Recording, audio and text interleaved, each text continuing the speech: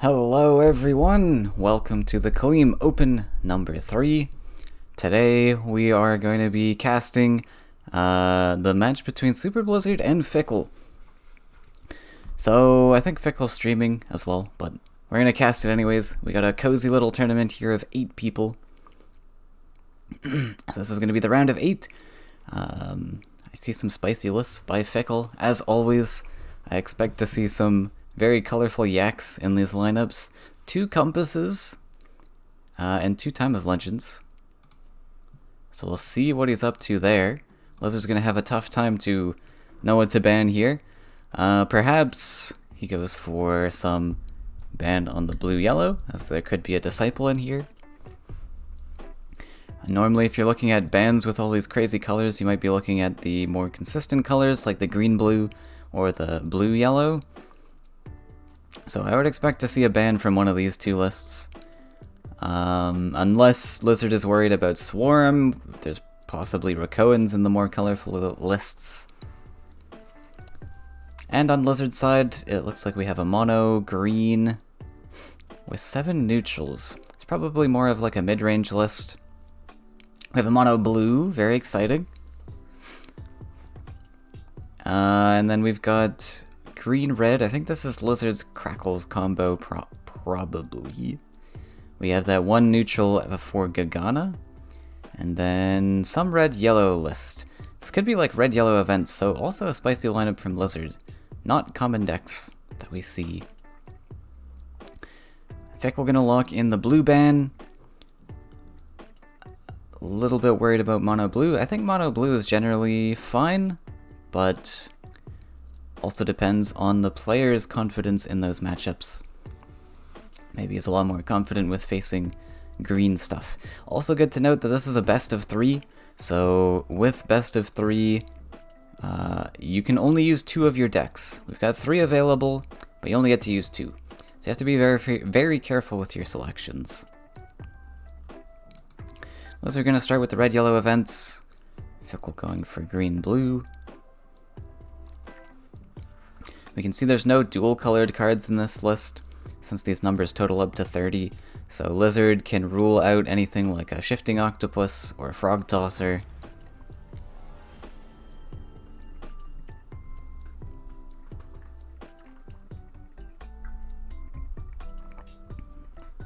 Though only 4 forests. So I don't know what this could be.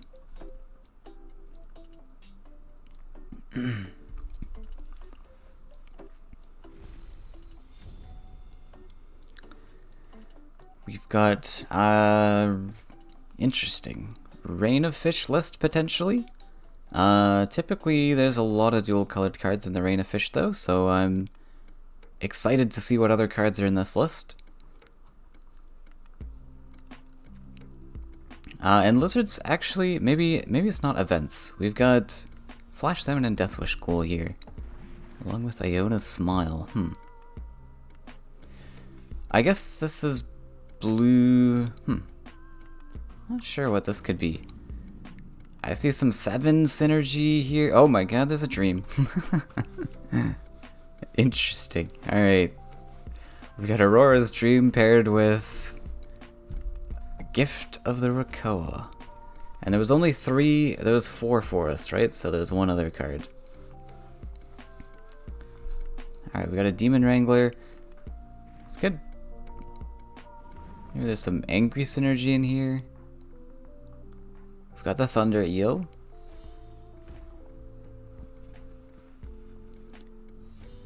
Actually just dropping Flash Salmon as a draw tool.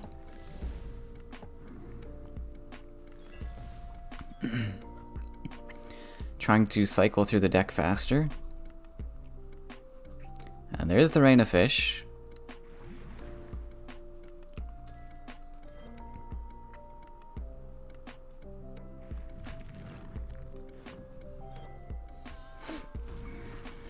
Okay, we are simply just using the Flash Salmons as draw tools. Which could be fair. Angry sometimes is just desperate to get the key pieces they need, so we use the Flash Salmon as cycle cards. They've got plenty of Faeria to spend as well. It helps also with the Iona Smile. That's just kind of a crazy amount to draw.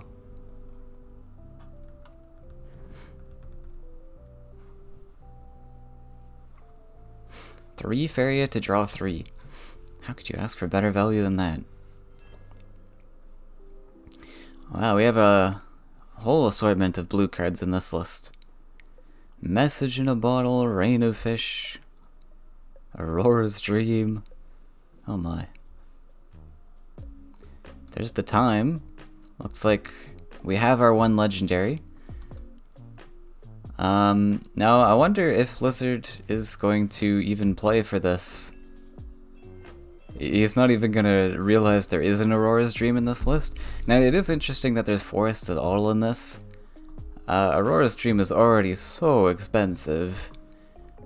And we need to go to 5 legs for it, and now we're gonna go to 2 forests as well. Just tacking on all of that extra power wheel usage. Almost extending this Aurora's Dream to a 26 cost rather than 24.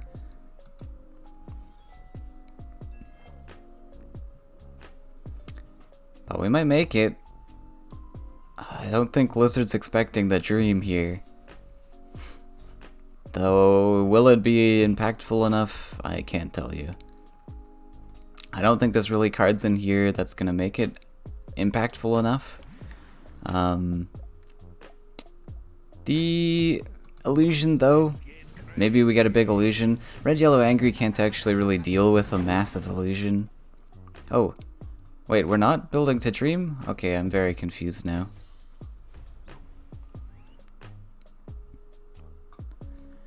We were on the road to Dream and decided to just take a huge left turn there. Unsure. I don't know what the purpose of the Dream is in here, but Fickle was feeling pressured, I guess. But I think he's gonna lose a lot of Faeria investment here. Gary's a pretty good answer. We got a Thunder Yell on top. Blizzard's just collected so much Faeria here.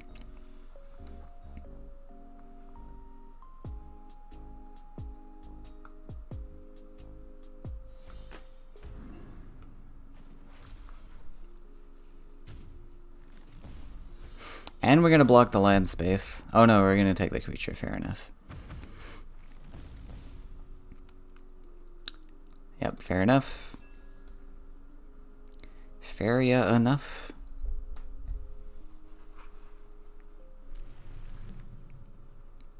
But we're building more lands.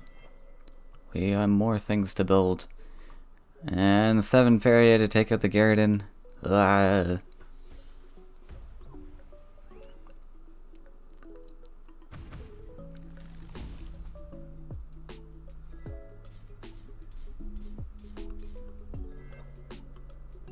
Already an 8/6 Firebringer.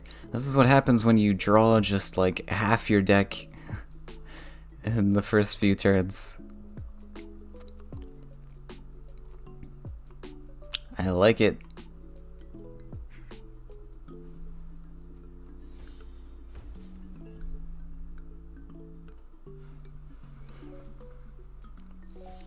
We get the free Firebringer, free Hate Seed. I think we're looking pretty good on draws and fairy accounts and all that now, so Lizard's gonna hold on to the Flash Salmon as extra removal now.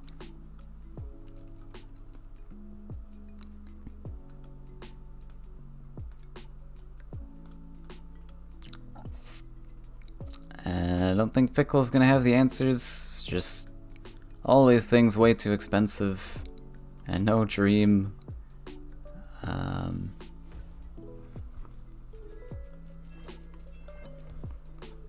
Firebringer is not actually big enough to fight both of these alone. I mean, he can fight them. Ideally, you'd like this to survive, but...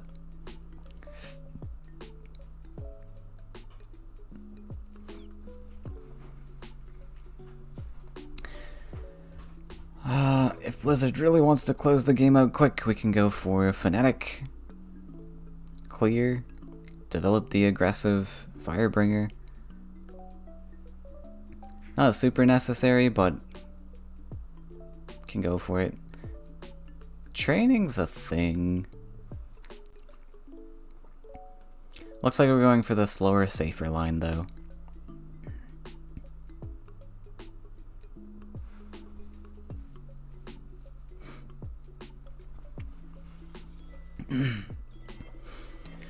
And we're just gonna pass. Okay, we've got a guidance.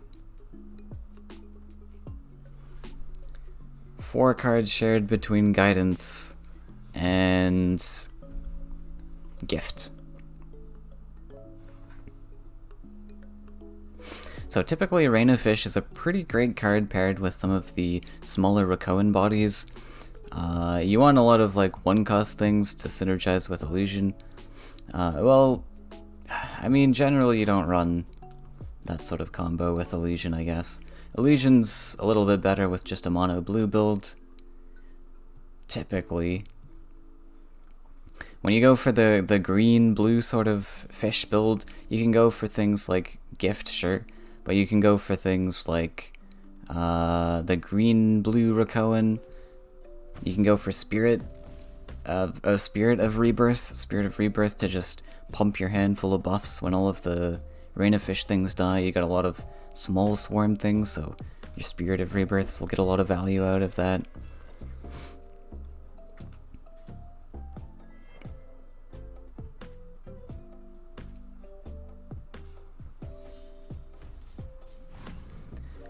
Gonna nab a free value trade.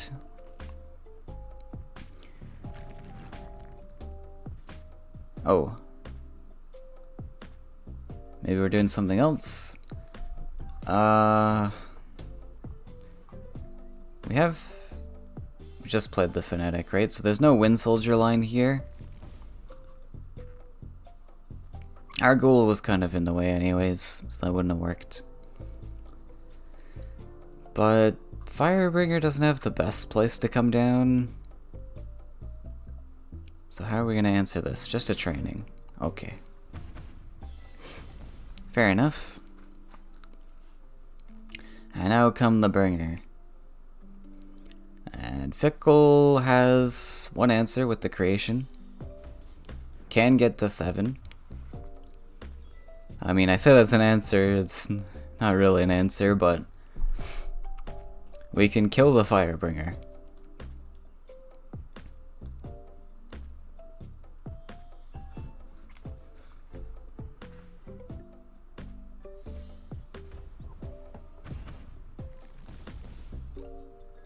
And down goes it.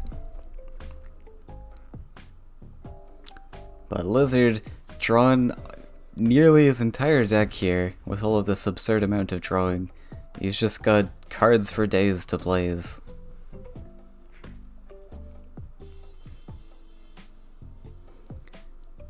Gonna grab some extra buffs on the Firebringer. Maybe even see a Demon Wrangler on the Spite Sprite.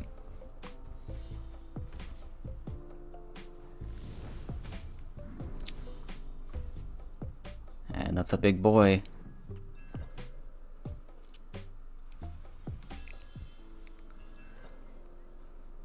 Seven-cost Windfall. Little short, so we're gonna go for a heal, maybe? Only way out of this is a heal plus a block. He finds the Celeste.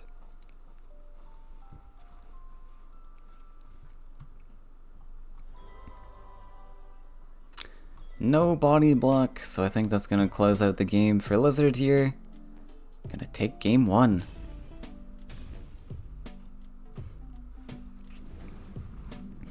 So Fickle now has 1 more chance to sweep this match. Sweep this entire series.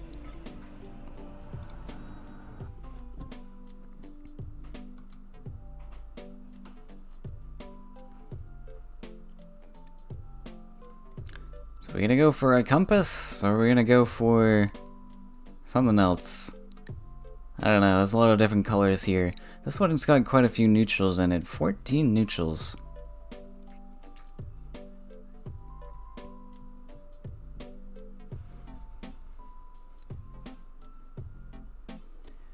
going for the compass list. So what do we have here? We got, what, 10, 19, 23 is that? If I did my math right, there's 3 dual colored cards, 3 multicolored cards at least.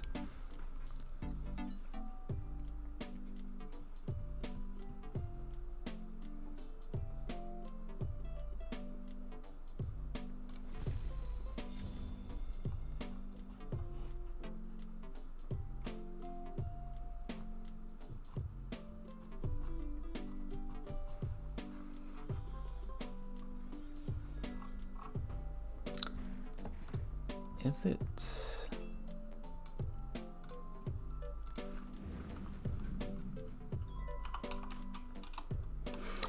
We might be in a best of 5 here. Since we are technically in the top 8, that would make sense. Right, so I'll have to let the players know then. Oh my, we are rushing with the walking fortress. That is certainly a thing. Well, I mean, does Lizard have answers to this?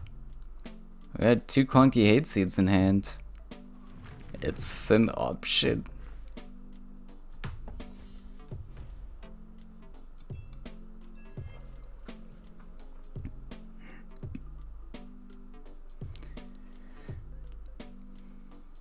We've got 7 damage on the board. Thunder Eels, let's see, 7, yeah, numbers aren't going to line up super pretty, unfortunately.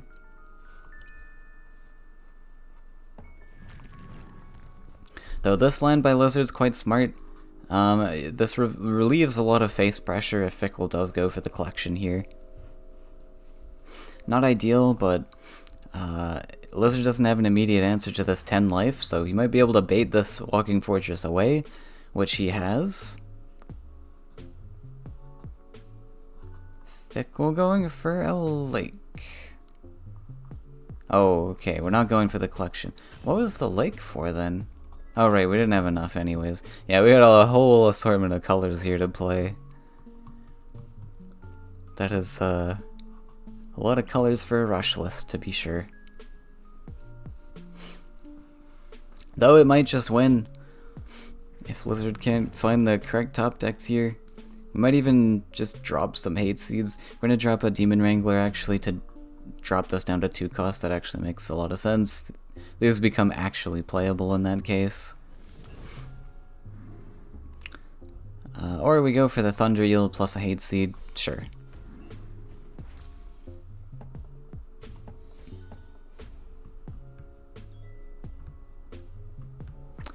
Sirocco Rush!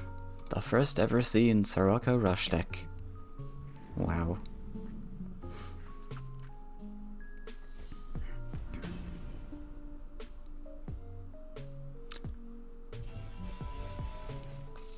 Locking in the Crystal Spice. So one thing that is a little bit disadvantageous of popping a Crystal Spice with 0 Faeria is you might have a different decision for the next turn depending on your top deck or what happens on the board state.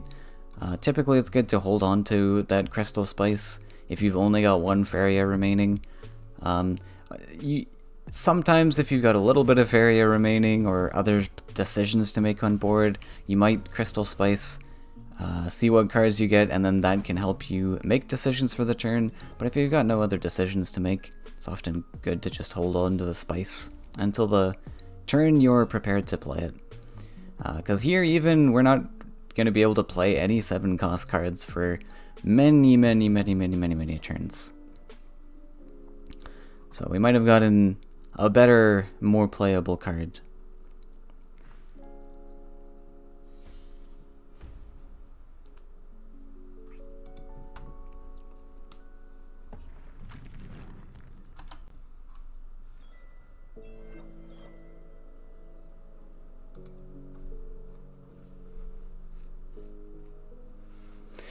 Hovering the training, this doesn't seem like an amazing trade.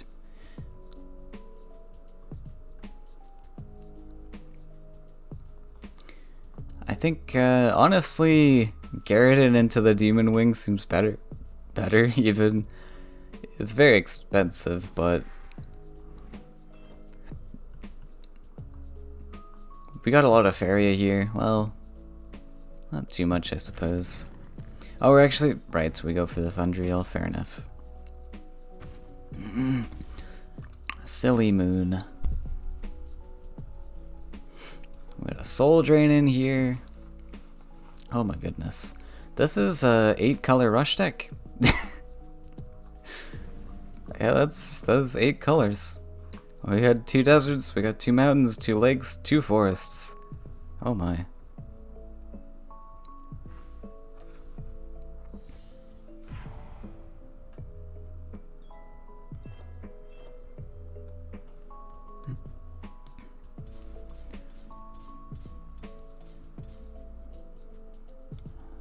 Ooh, massive Firebringer already.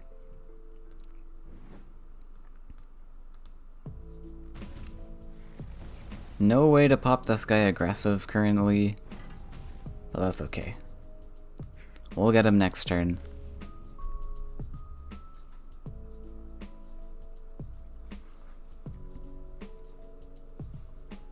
Lizard being very careful about his face though. Literally anything can happen here, so we gotta make sure we have the tools to defend with. We are only on 6 HP. I mean, honestly, Flame Burst might be a worry at this point. We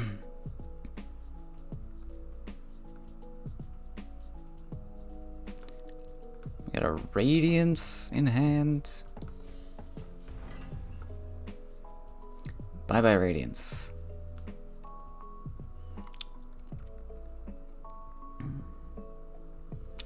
Oh, we got Celeste in here. Okay.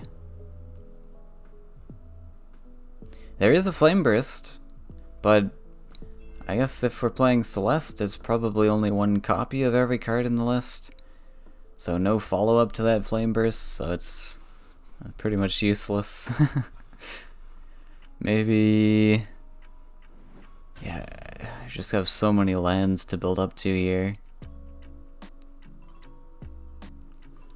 And the Spell Whirl as well. On top of these 8 lands, we got a Spell Whirl, which can, on average, get you something higher than 2 lakes even, so maybe we're higher than an 8-land deck.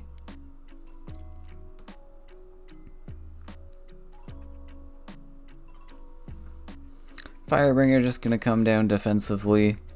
We missed our aggro land. Lizard says fine, I'll just drop him there then. We got a Shara in here.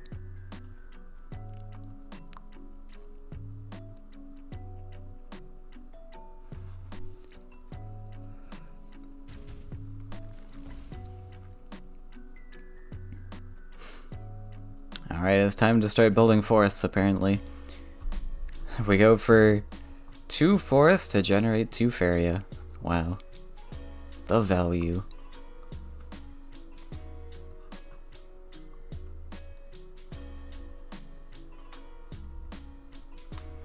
Let me let Lizard know.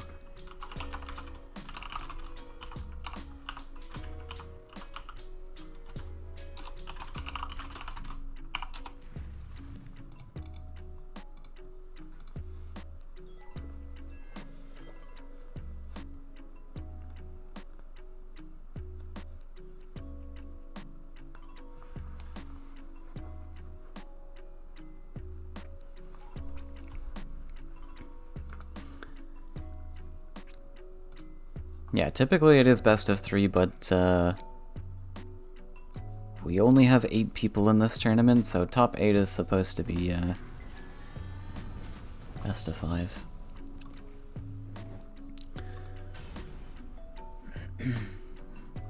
And there comes the Gary, that small little poke damage.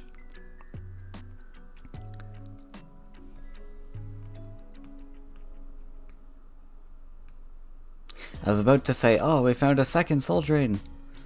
Nope, that's still the same one. Only got one copy.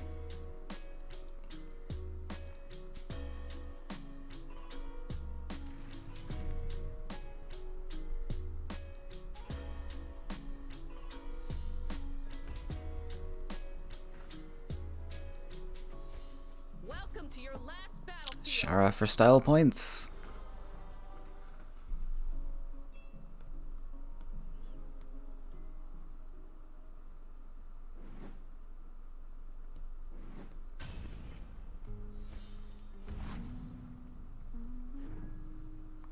And game 2 going to Lizard, but it looks like we will have a game 3. Might have to reset the game here though.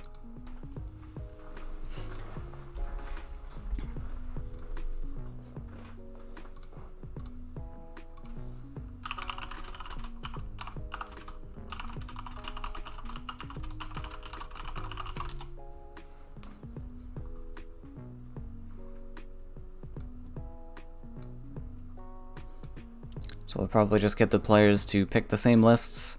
We have pick the same lists, pick the same bands. Fickle with 1 remaining list, and Lizard's got 3.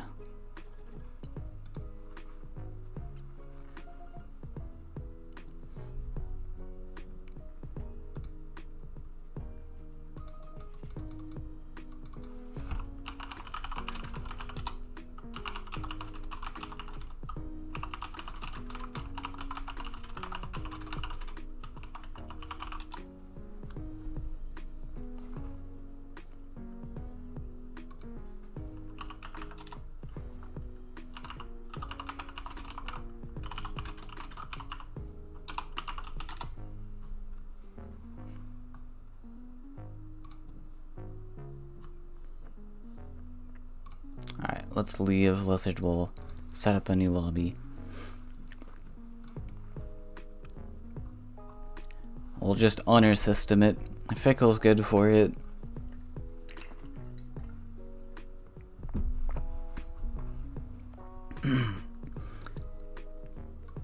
And if we take a look over at the brackets, we've got Sesh versus Eru on one side. I believe Sesh is probably streaming as well. Then we've got Canuck versus SBG, new player. Haven't seen this player before. Canuck probably also streaming on his side. Then we've got Ghost and Bamser. So depending who wins this match, they'll go against Ghost or Bamser. Ghost's been doing quite well in tournaments recently as well. So after this match, maybe we can take a look at the other side of the bracket. Well, I'll take a look if Sesh is streaming or not. Or we'll just stick with this one.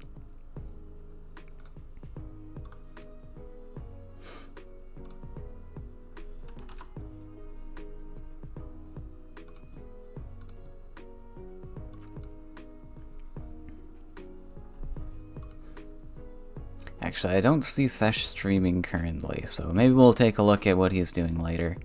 Assuming he moves on, or we take Arrow, because Arrow's definitely not streaming.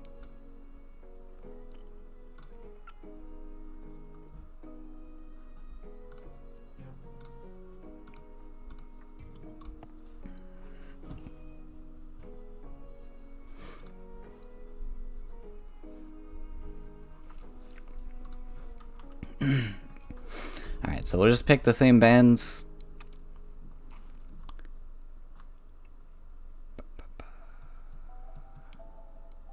Well, I guess it doesn't really matter also. Feckle's got 1 remaining list over here.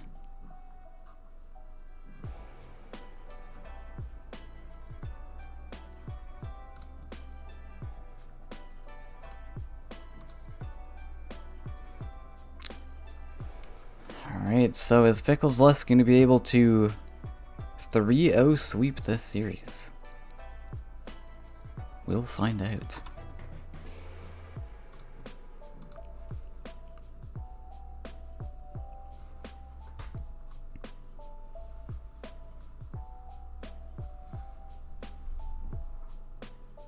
So we got 14, 28, one multicolored card in here. I would assume it's another Celeste list then. If we got all these assortment of colors, assuming from the last list we just saw, it's probably gonna be a Celeste. Hopefully not a Celeste Rush again.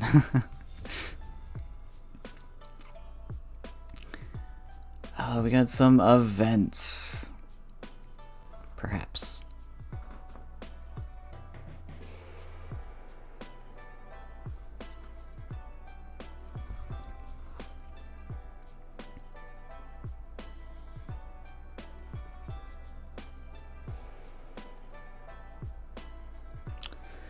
And once again, so many colors in this list. We've already got 3, 4, 5, 6, 7 lands. Oh, my heart aches. My heart aches.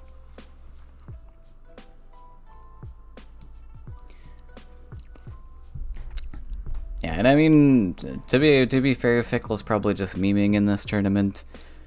So, do what gives you pleasure, but if you do want to look at being competitive yourself in this game, definitely look at reducing your land count as much as possible. 7 is a no-go in the competitive scene. If you want to be competitive, at least. You can meme all you want, but 6 lands is typically the absolute maximum, and even that is like quite a lot. There's not really any viable 6 land decks in at least the top tier competitive scene. Usually you're gonna go up to 5 maximum you'll see in like Flyers lists for that Windborn champion, just because it's so powerful. But if you are extending lands up to 5, 6 lands, you really need something worth going up to those lands. And typically there's just not a lot of cards that are worth it anymore. Frog Tosser used to be in the meta, that was like the pinnacle of 6 land cards. But since the nerf, the meta shifted a little bit back towards 5 land decks with Windborn Champion, Tyrion, Golem, if you want to play green, Feed the Forest, both very powerful cards.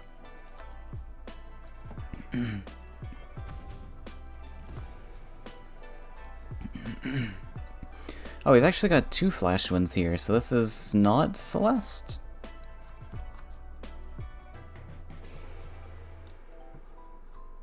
Or it is Celeste, but we're just running multiple copies?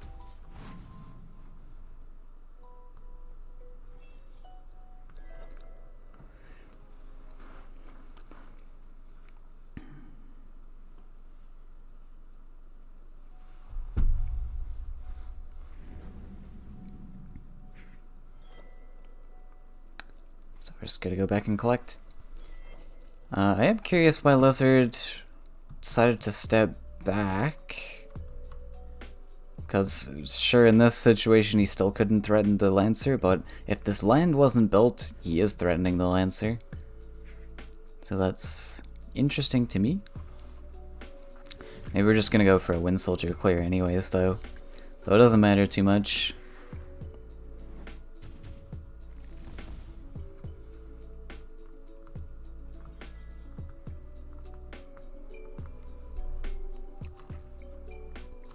Maybe this was to once again bait our opponent here to retreat, so we have the Wind Soldier answer, but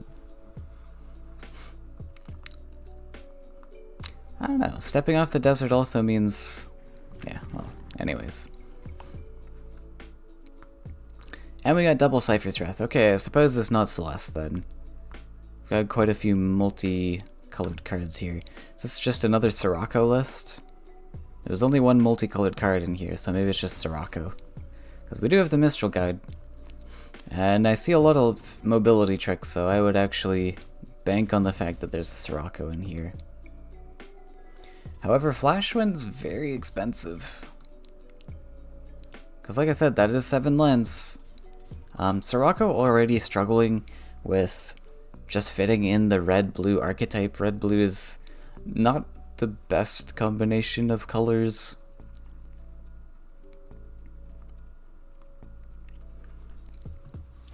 So already at 6 lands, he's quite expensive. Extending to 7 lands is just yikes. But we managed to hold our position at least somewhat, so maybe we can make do with these flash wins. We're just kind of desperate on deck weight here though. Rubyfish not entirely what we're looking to draw. It's okay, but there's something. Lancer's also not... Yeah, I mean, Lancer in itself struggles as a card for the reason that he only gains these stats during your turn. So on your opponent's turn, this is always going to be a 3/5 for 5, which is very expensive.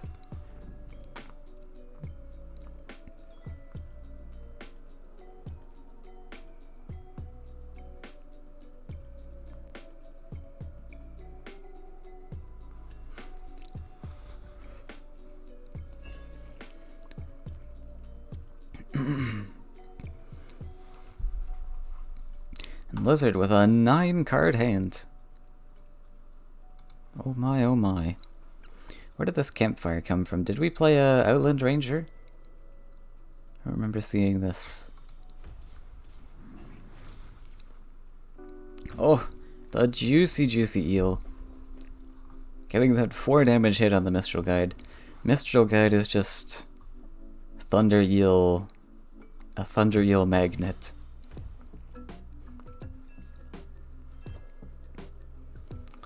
We got that Copter. Mistral Guide Copter is one of my favorite combos.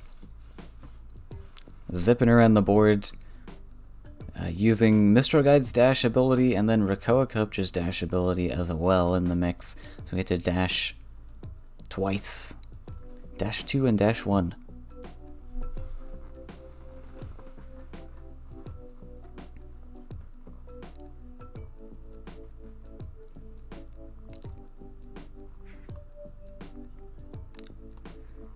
Going in here,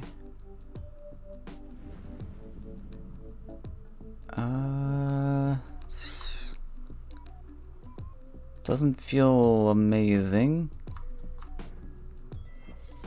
Huh.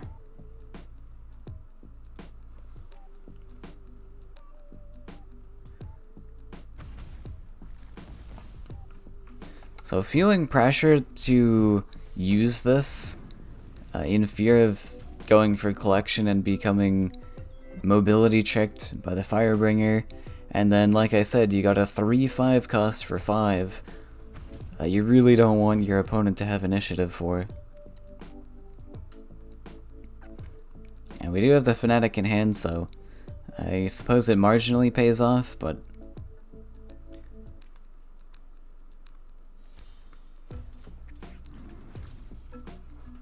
all these expensive cards are going to add up big time for this matchup. Blizzard's playing efficiently statted creatures, and oh wow, we have a Colossus in here too.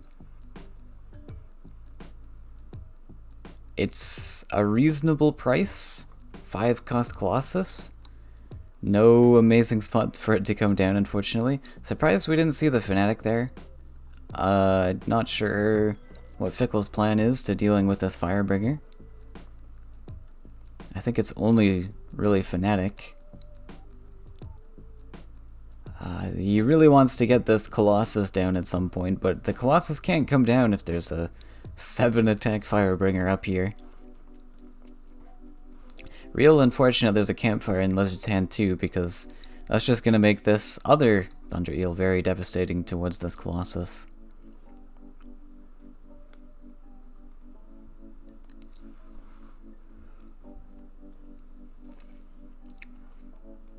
And now we got training as well.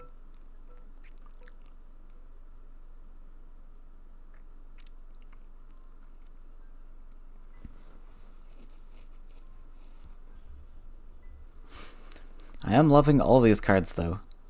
This makes me happy. 9 cards with Faeria to spend. All the options you could want. Dropping a defensive Demon Wing. It makes sense. Lizard has no idea what's coming. He's just seen a random assortment of cards so far, and with 13 Faeria, you gotta be a little bit worried that your opponent might be dropping something absurdly large at your face.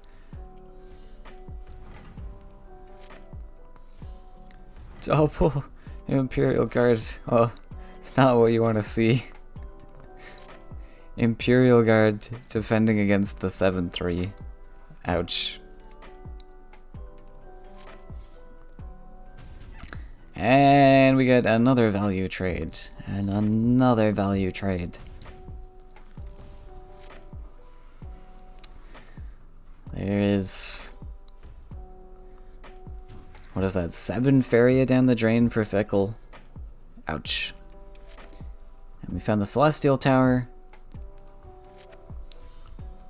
We're gonna zip around the board, grab some collections, smack him in the face, drop a big Firebringer, and we're gonna close out this game.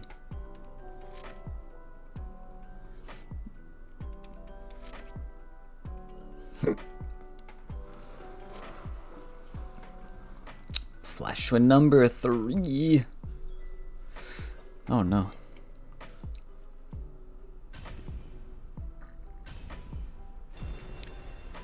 Alright, Lizard's gonna move on, sweeping that series with the Red Yellow Angry.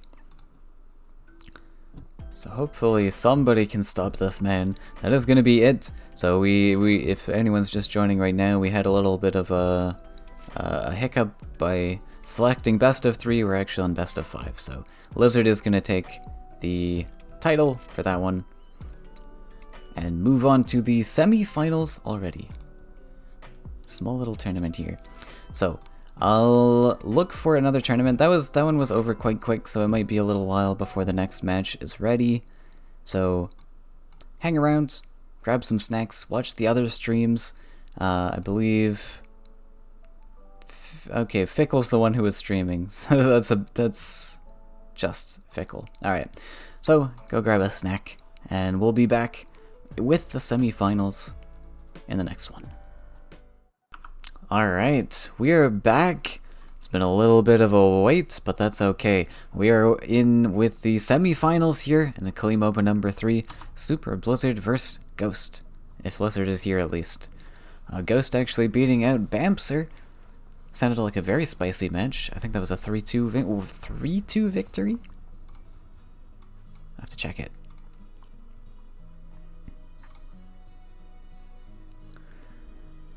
Bamser, a long-time player of this game, and Ghost only just starting, so congrats on that victory for sure.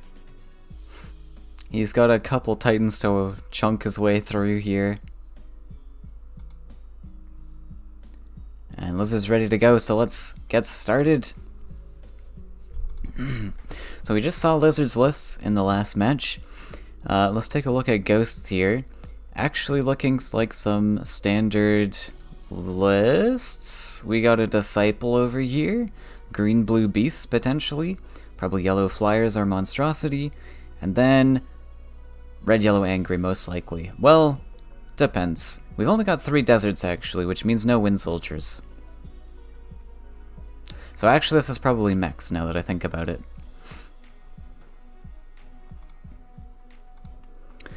Lizard looking to ban the flyers, pretty solid pick. Disciple's very scary, but if you have lists that are tempo enough to win, which I think Lizard does have, his red, yellow, angry I think can be relatively fast, so can the mono green. So can mono blue, even. But Ghost is going to lock... Does debating about the green, hasn't locked it in yet. Mechs, you can play around, I'm sure, especially this green-red should do alright against the mechs. Oh sorry, they have been locked in, we're in the picking phase already. So Lizard gonna start with the mono blue, Ghost starting with the mechs. This may be a Dreamweaver list. Lizard was talking to me about a new Dreamweaver list he has constructed. So I might be able to see that in action. Dreamweaver versus mechs. Not entirely sure what's in this Reaver list. I imagine there's going to be like Tyrannex and things. Enchant maybe. It's an enchant. Ulani and Lore Thief. Okay. This is going to be an interesting match for sure. Pretty decent starting hand from Ghost also. Though Lizard has a decent starting hand as well with that Lore Thief.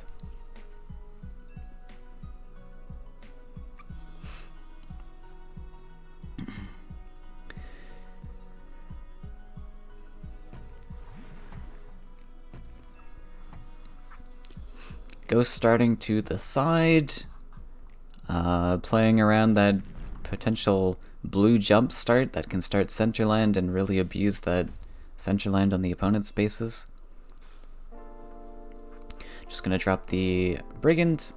We'll see if we see that airbot pop down or if Ghost is a little cleverer. Remember in that last tournament, there's a bunch of airbots just flying out there. Airbot's a very good card to hang on to in the mechs list. Mech is very hand-holdy, in the sense that you hold your hand, and then you just dump the airbot to get fantastic detonate lines off. But going for the double neutral line to get that Axe Grinder spot, I think that's quite solid when you see a Lore Thief coming down. You know that your opponent might be playing some smaller cards, smaller statted cards right off the bat. A Lizard on 3 legs.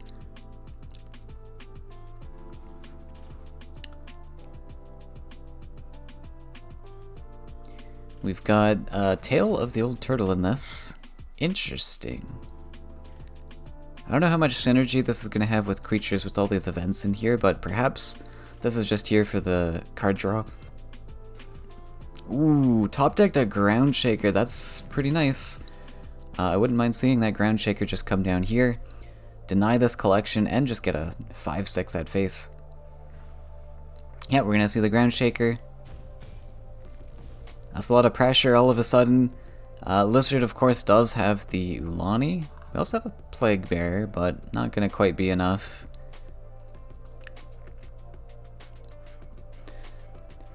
So I'd probably expect to see the Ulani just come down here. Maybe we try for Tail. I don't know what's in the list entirely.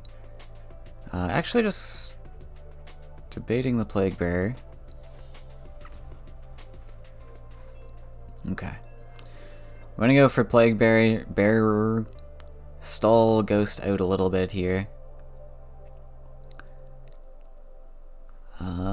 So we still have 1 desert to build. We could build the desert aggressively, sidestep this Ground Shaker, drop an Axe Grinder afterwards. Pretty solid. Still applying quite a bit of pressure here.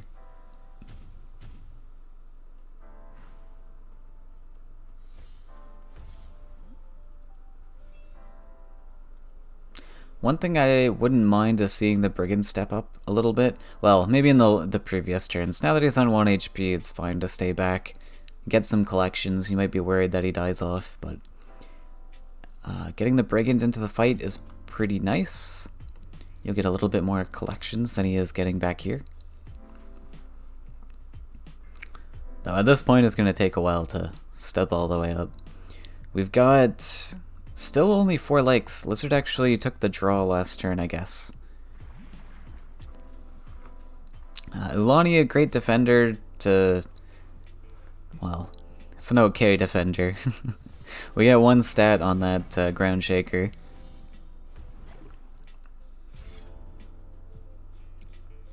Get a 5/5 fish.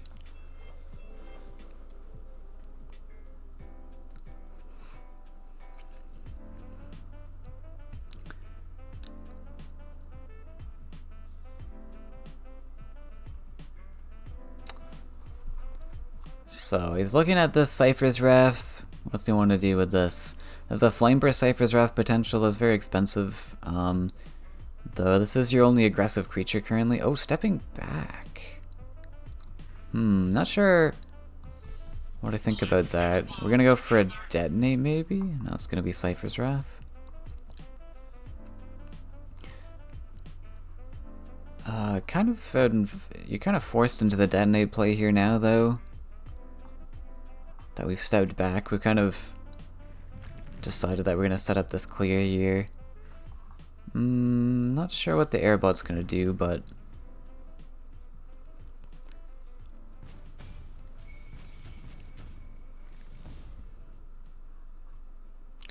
might have been thinking that Cypher's Wrath could target this, but unfortunately not. This is a divine creature. Cannot be targeted.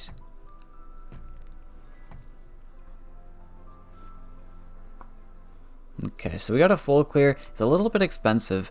Lizard's on 9 Faeria here, which is quite a lot to work with. I think he can come back quite easily, and now you've lost a really major tool, a fighting tool here. Junk Feet's a great pickup here, though. With Lizard not playing anything, now you've got a Junk Feet. We can actually come out of range of this command. And that command not coming down that one turn, that might hurt a little bit. We're gonna get some free stats on the Bomb Slinger, and command is no longer an answer.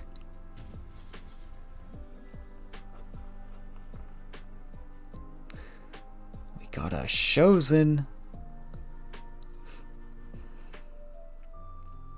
So yeah, this is really unfortunate for Lizard. Not popping that command last turn is gonna set him back a little bit. We probably see the Ninja Toad come and clear the Junk Feet. Does it matter even?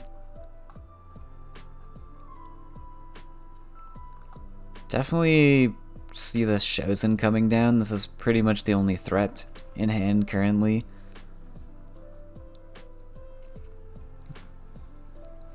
So probably just Chosen plus Ninja Toad. So expensive though. But you kind of have to do something. Currently we've got 9, 10, 11, 12 damage on board. And then we have that Flame Burst in hand, so something needs to happen. Something needs to be answered. It's gonna be real rough though.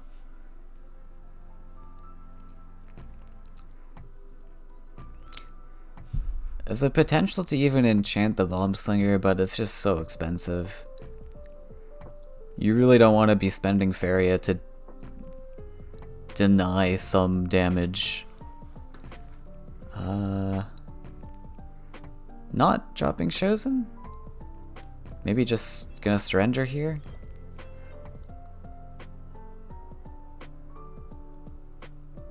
Not sure why the Chosen didn't come down there.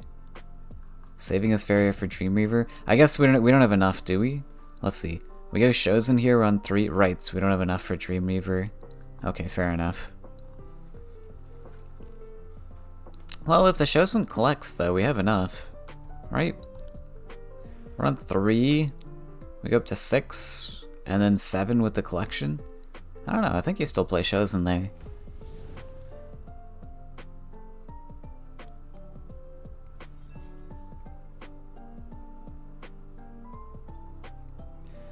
Like, when you're behind, you kind of gotta play risky. There's always a question of risk versus reward in this game, and that sort of scale between risk and reward, it becomes more weighted the more winning or losing you are in a game. You gotta take more risks when you're behind, and when you're ahead, you take less risks.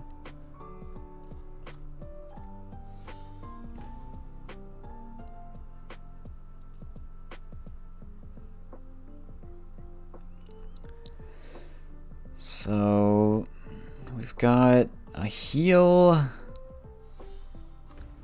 but I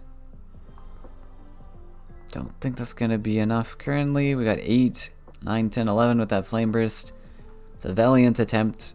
Lizard, of course, doesn't know that there's a Flame Burst in hand currently, but there it is. We find the numbers, and the mech list actually going to take it. Ghost can't be stopped, taking down Titan after Titan, first Bamster, and now game 1 in the semifinals against Lizard. Oh my god.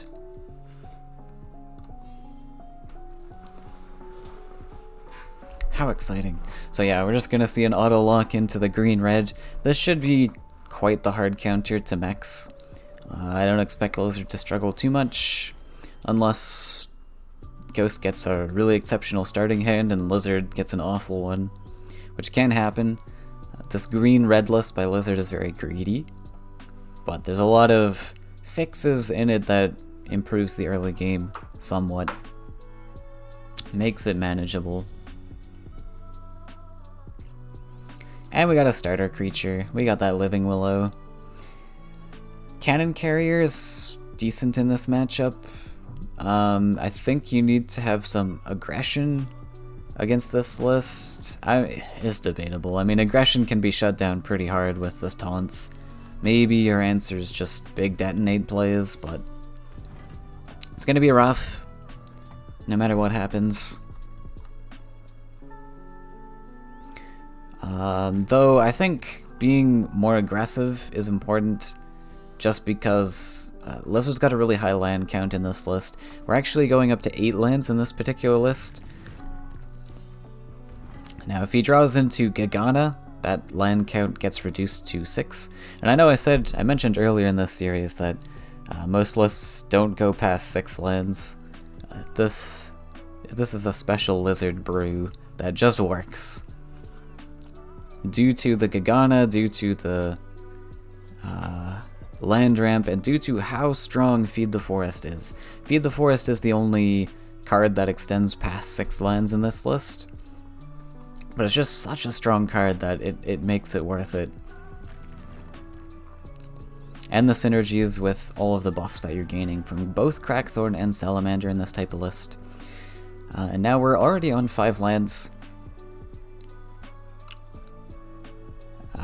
And Lizard heads up play here, blocking the Axe Grinder's Blood, so Ghost invested a double neutral here, which is, I think, the correct play. Like I said, you probably want to be aggressive.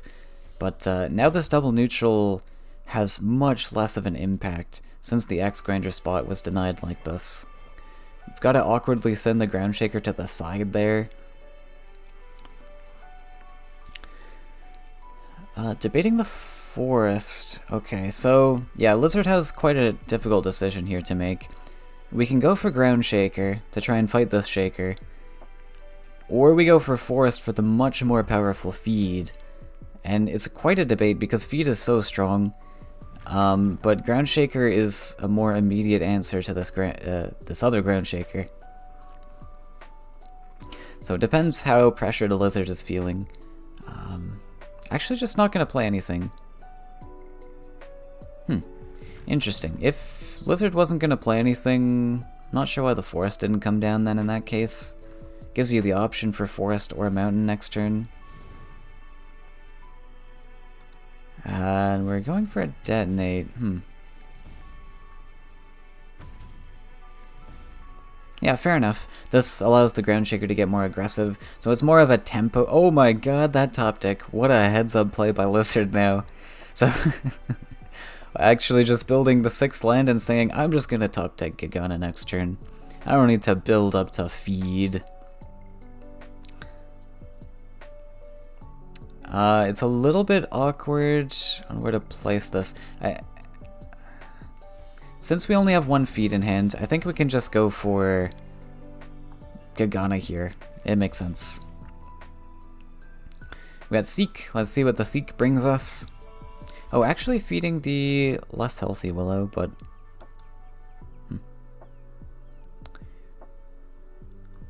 so we got Queensguard's pretty decent, though there's a lot of 4 HP stuff on board. And 9 damage there. Haunted Willow's not really a great answer, though, since it just trades 1 for 1 with the mech, so Queensguard makes sense.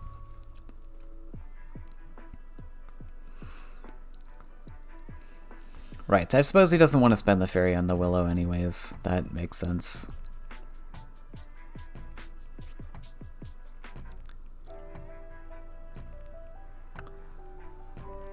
Probably not a need to play the Storyteller. It doesn't...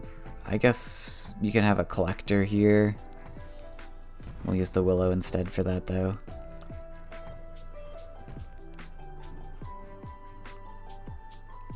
Willow's interesting. I guess you want to guarantee a collector because this just gets Cypher's Wrath.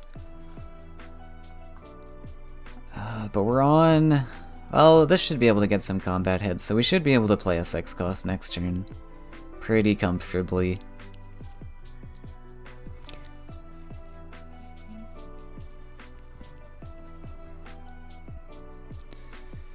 So we got 4, 5, 6. I wouldn't mind seeing Flamebrisk come on this Queen's Guard here, and we take 2 value hits with the Ground Shaker plus the 2/4. That's pretty solid, getting value hits where you can, and then the 4/2 is free to hit face.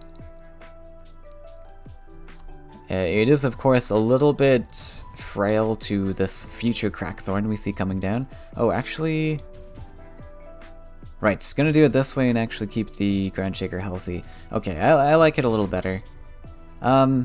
We lose 1 creature, but this plays around Crackthorn quite a bit better than the other line. Like, we save 3 HP on our Ground Shaker in exchange for sacrificing the 4/2. And, you know, that's not bad. When there's Ground Shaker in the list, Crackthorn, that's not bad. I agree with this play. A lot better.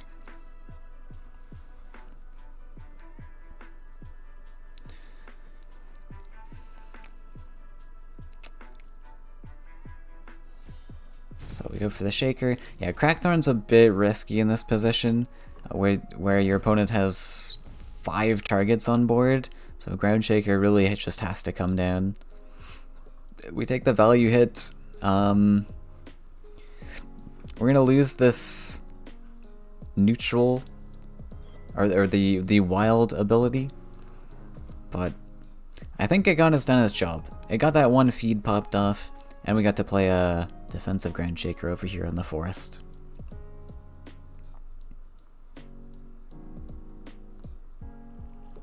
Installing updates.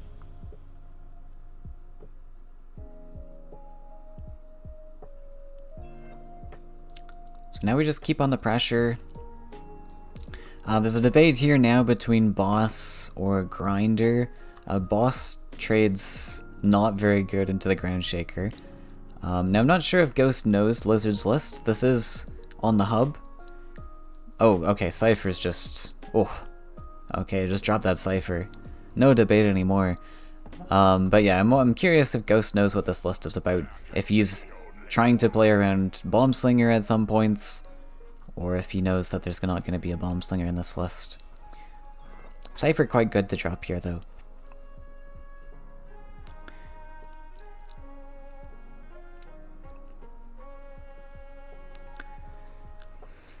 Lizard has an option here to deny collections entirely from Ghost now, though.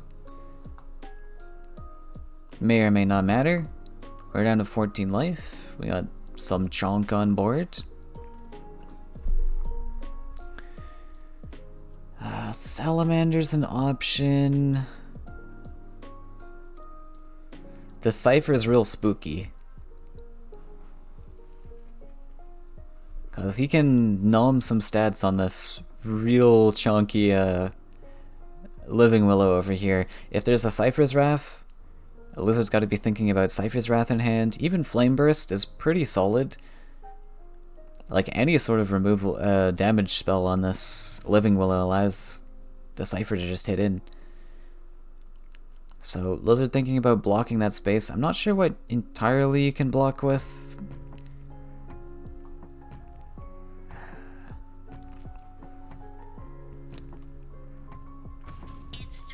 I'm actually not sure why this Willow, or why this land came down at all. Just going for a Salamander. Right. Oh yeah, okay, I'm just dumb at math. Yeah, that makes complete sense. We boost the Living Willow into a point where we can actually knock this Cypher down to a comfortable level.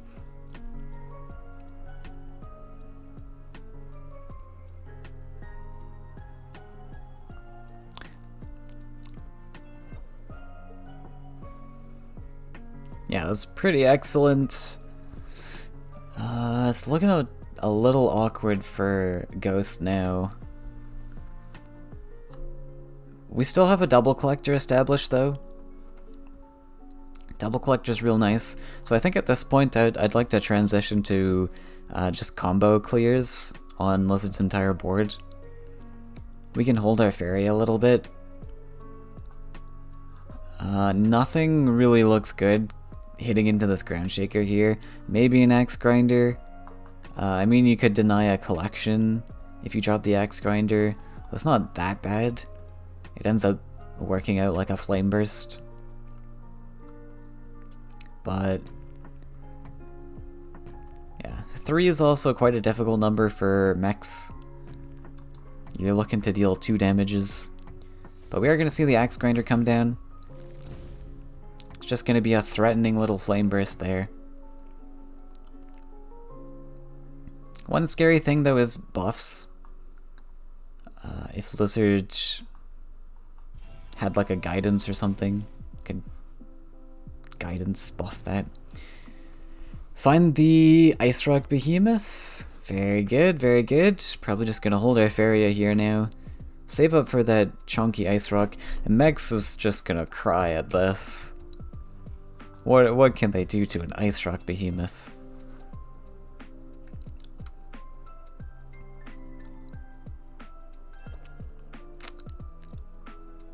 Okay.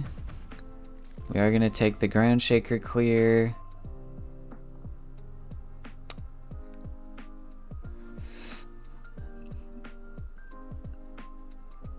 Yeah, at this point, I might be feeling safe to drop a creature here.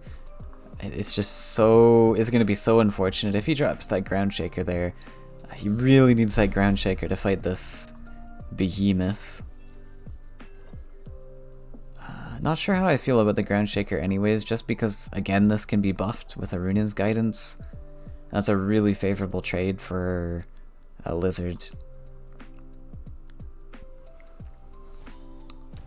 But here come the beast. We have a bomb slinger. At least this 2/2 can pop the shield. It's not that bad. But it's also bad. If we had saved the ground shaker, we could have had a shield pop and then a more favorable trades. Ooh, dropping the extra mountain. Yeah, it doesn't feel good. I don't know if that was particularly necessary. You can kind of plan out your opponent's turn here. I think Lizard wants to clear this ground shaker as opposed to stepping into collection. Like, he might be thinking, oh, he's gonna step into collection anyways, so I might as well build that mountain.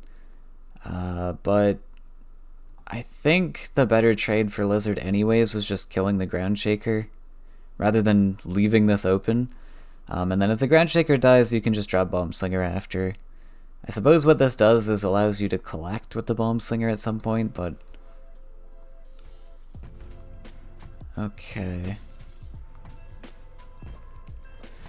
Alright, we go for the Junk Feet to buff this into 6, but... I think there's a lot of buffs that Lizard can answer with. Like, a simple Crackthorn probably gets there. You have 4 targets with the Crackthorn for buffs. So on average, you'll get 1 buff on the Ice Rock, but not actually gonna risk it. Actually, he's gonna try and get the damage pings on the Bomb Slinger or the Junk Feet. Fair enough. Finds the pings he wanted.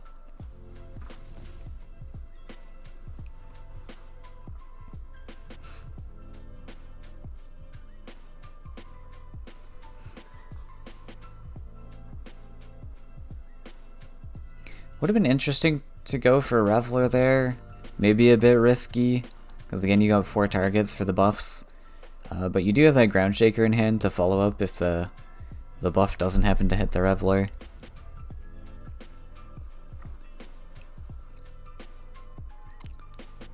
Because now we gotta chase this bomb slinger down. We've got a Seek Shelter, which can probably do it, but... We've also got Double Ground Shaker as an option at some point.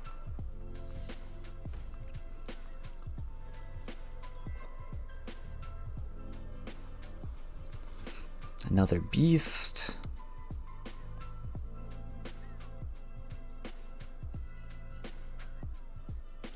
Just thinking about dropping it. Oh! And he finds the pings! Lucky, lucky lizard. It's not that lucky, but it is still lucky. We one-shot the Junk Feet last time, and then we get the Bomb Slinger as well, with 3 targets on board.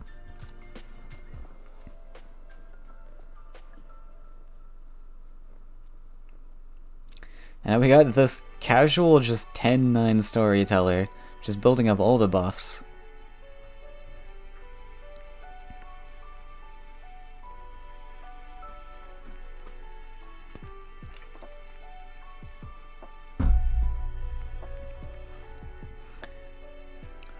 Hovering that Gift of Steel.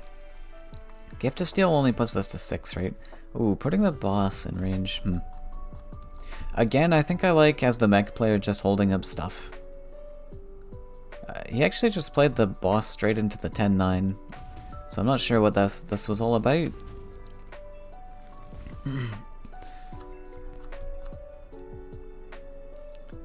Just gonna give all that up.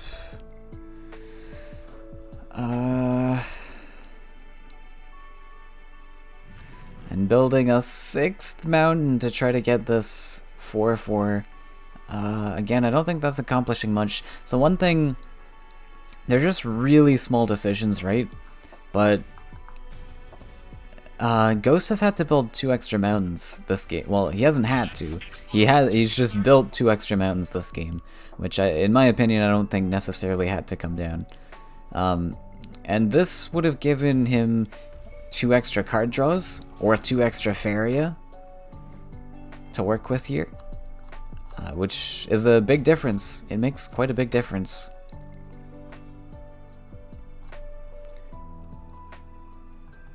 And also with the mech list, for a lot of players it seems like you need to be establishing board presence, just like normal lists, and you need to be fighting your opponent, playing down these creatures, getting your collections, but you really don't. Sometimes you do, but the mech matchup really plays more combo oriented, especially in this matchup against really large stats. You really just want to be holding your hand at this point, or a little earlier in the game.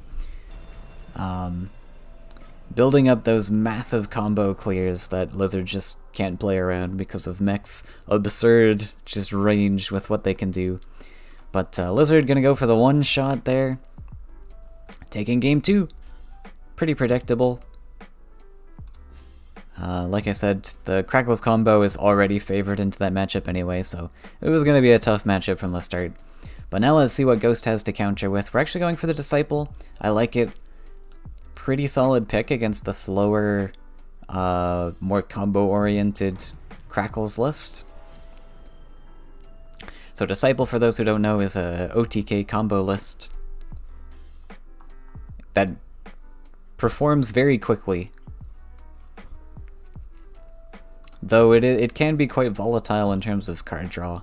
You need to draw a very specific opening very quickly in the game. But if you draw that specific opening, then you almost insta-win a lot of matchups.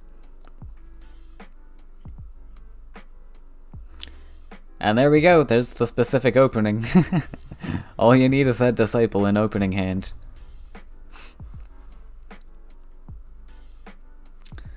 So Lizard's gonna have to attempt to defend against this with maybe taunts. I don't know. It's gonna be real rough. And Lizard's thinking long and hard about his opening turn here. Very important. He might actually be considering rushing? Maybe? Central Land's pretty cool though anyways, because it's a lot more defendable from like disciples coming in.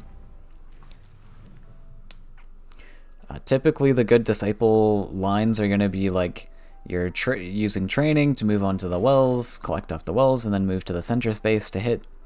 So the center land makes it a lot more defendable. We can also have a taunt come down in the future on this forest space. So pretty good. And we are going for the aggressive line with the double neutrals. I like it. Lizard understands that he is on a clock here. He doesn't have time to sit around like he did last game.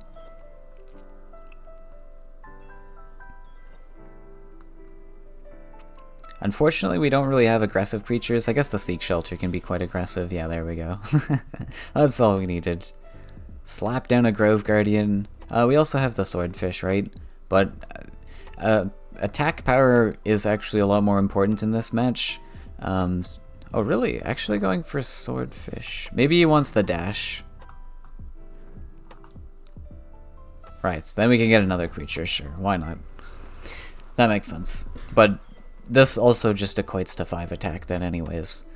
So like I was saying, life normally is more important in this game in most matchups, but in this matchup, power is a lot more important.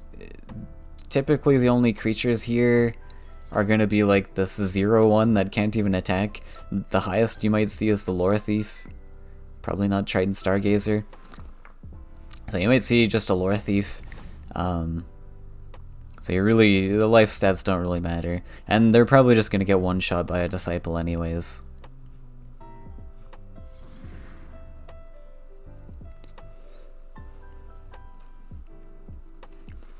Great way to counter this type of list also is stepping on your opponent's lakes, so they can't play as many disciples, but also can't play as many draw tools. See, we have here 5 Faeria to spend, but no land space to play these blue cards. Though Ghost made a good decision of investing both of his lakes into the opposite side that Lizard was going down, so hopefully he can manage double Soul Drain. I don't know if I agree with that. It's really nice to hold on to your removal tools like that.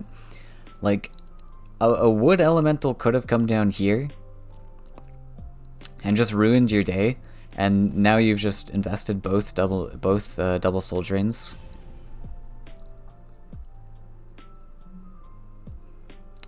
We might see the Living Willow come defensive. I don't know if he's worried about the zipping to face just yet, but I would be. It can happen very quickly. So I wouldn't mind just seeing the Living Willow defensive. Okay, not going defensive, just going for the well. I'm gonna pray for one extra turn before this can actually hit face. I wouldn't be that confident, but it's an option. Oh no. Building a third lake? Right, I guess we have to.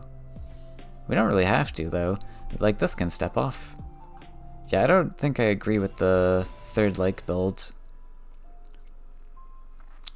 Guidance would be the pick here. We got buff, we got heal, and then we want to start getting this to face. Don't think you needed to heal there. That buff was very important, I think. Like, there's a potential to actually get the lethal with that buff there. That 2 damage might make all the difference. 5 life really isn't going to make a difference here. You're on 14. There's almost no way that this gets buffed that much. Like, Lizard's on 6 Faeria. I mean, you can ramp with feed, so maybe there's an arbitrary amount of Faeria here. The bigger thing is, like, you only got 3 cards in hand. The biggest buff you can get is Maj, which boosts this to 11. Like, it's really unlikely that Lizard ever gets the attack to deal 14 this turn.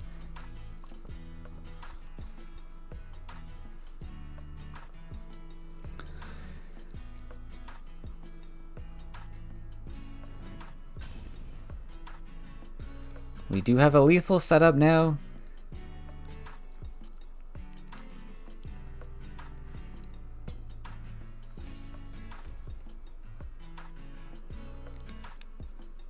The Disciple can come back and defend. I guess that's just what has to happen.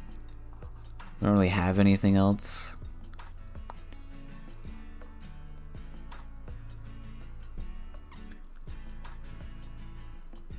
And it also depends on what type of list Ghost has constructed here. Some Disciple lists run more mobility tricks than others. Some others just... Oh. Okay.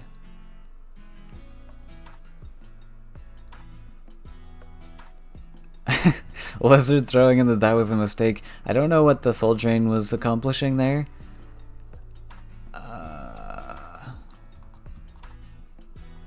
Got... Oh, are we thinking about going face? Got 8, 9, 10, 11.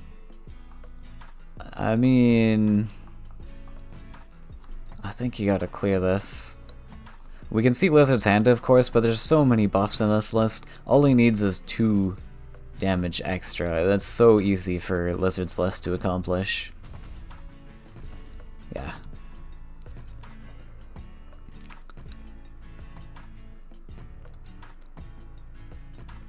Alright, now pass. Pass. No things. The Soul Drain was definitely too much. I think Ghost is putting a little bit too much pressure on himself here. He's got time. Like, there's only 5 damage here. And that Soul Drain would have been much better paired up with a second Disciple coming down.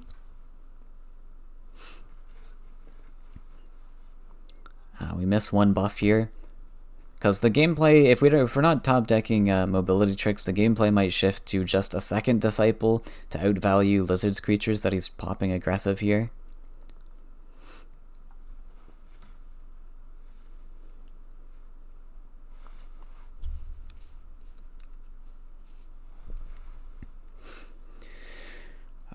We can afford this Tethra. So I think that's what Lizard is debating dropping here.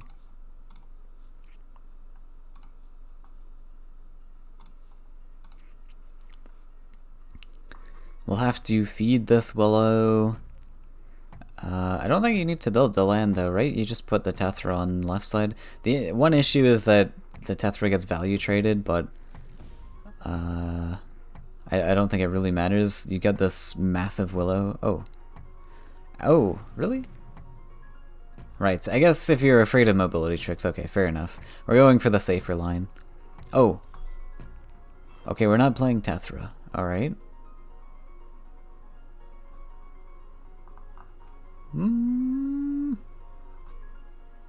Interesting. Okay. Now here... yeah, I guess it's kind of tough to drop the Disciple here. I wouldn't mind dropping Disciple here, though. 33% carpet. There he is. And that's going to be a victory. I'm curious why the taunt came here. And also why the taunt didn't come... Well, I guess that was in trade range, but... Yeah. And Lizard just gonna scoop. He sees the win condition there. Ghost taking game 2.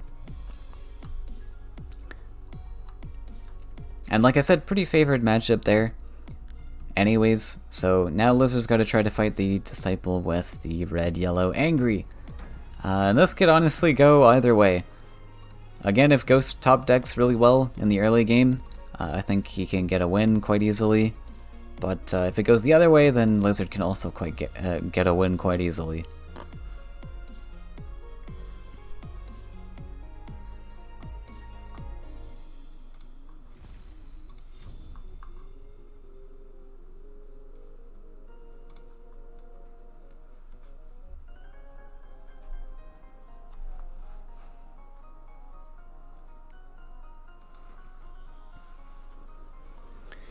Lizard hanging on to the double flash salmons. Could be fair. These are actually quite excellent into the map dealer. You get a free clear on the creature and you get the card draw. I wonder if we see a rush. out of Lizard. It kind of makes sense. I don't know. You do have some mobility.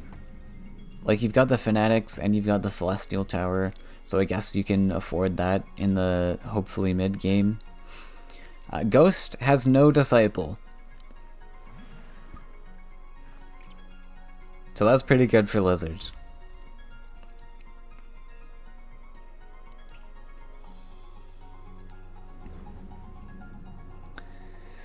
Smile into double eels.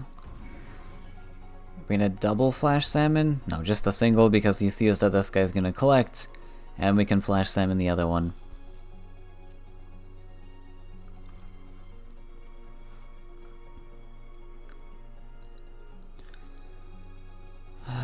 So Ghost just kind of has to sit and wait for these Disciples. Can go for the failed Stargazer if you want, but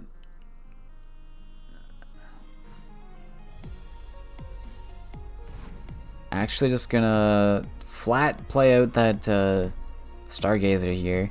We do find the Disciple, so that's not bad. Turn 3, or I guess turn 4 Disciple, not the end of the world. We can work with this.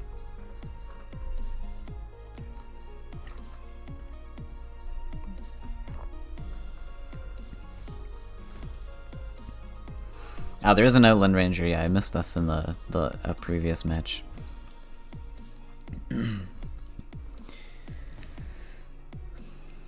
Alright, getting that flash salmon value.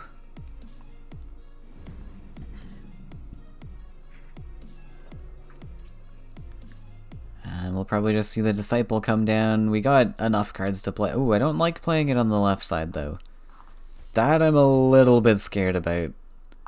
I would much prefer having this safely tucked away on right side.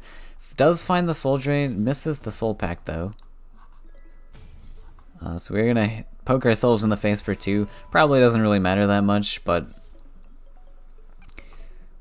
there's no flyers in the list, but we're just gonna pop off that anyways. Alright. I think it was quite risky hoping for the Soul Drain top deck there. If you didn't find the Soul Drain top deck, and it's a lot more likely Lizard finds a clear on this.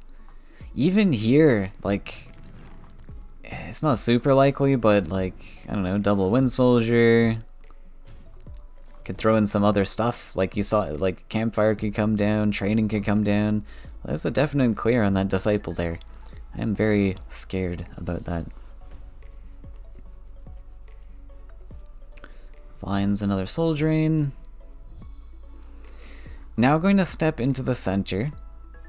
I mean, center in this space is pretty okay, judging from Lizard's Faeria count. This does make you vulnerable to a second eel, of course. Gonna go for the Soul Drain. I think Ghost is a little bit too quick to pull the trigger on a lot of his cards in this series. Which could come down from just maybe tournament nerves. That can happen for sure. But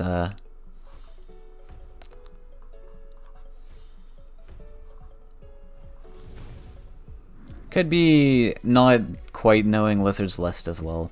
Not sure what the list is capable of, but tools like Soul Drain are very good to hang on to. Like, you could have held the Soul Drain for this Demon Wing, right? Denied this Demon Wing from your opponent entirely.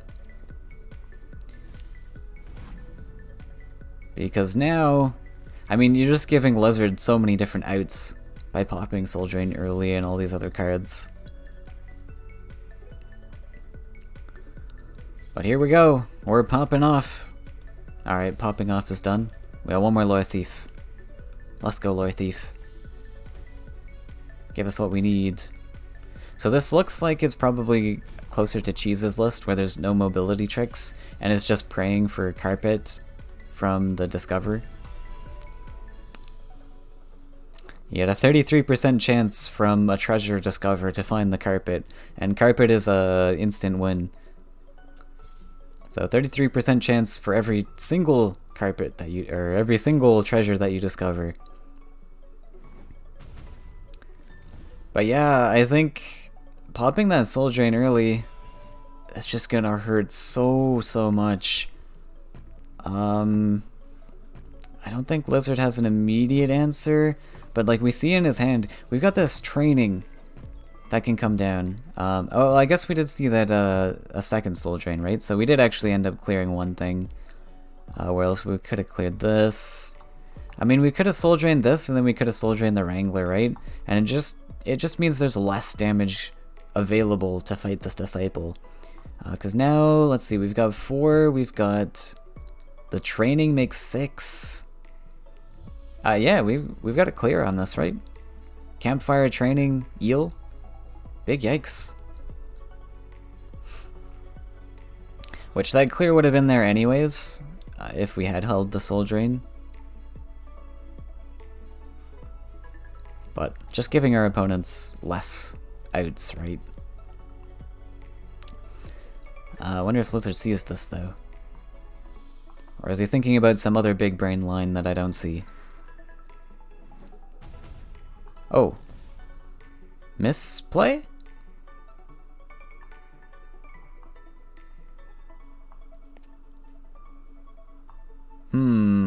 I think Lizard missed the campfire. I don't know if I agree with this.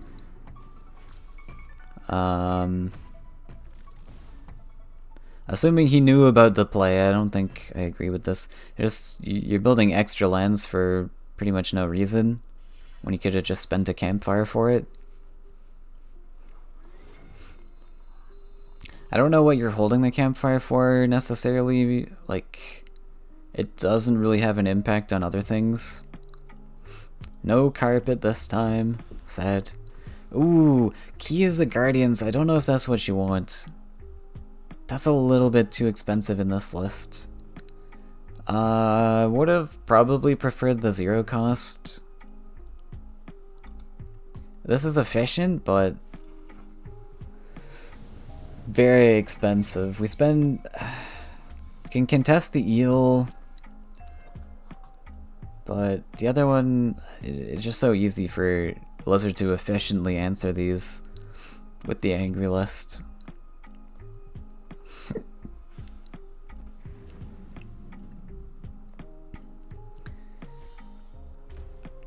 And Lizard's actually just gonna straight up ignore the 5/5s. He recognizes that Ghost has just invested 7 Faeria into this entire left side. Not even 7 Faeria, 7 Faeria plus a double neutral. So that is like almost 8 Faeria worth of value that Lizard can just go, nope, I'm gonna ignore that entirely.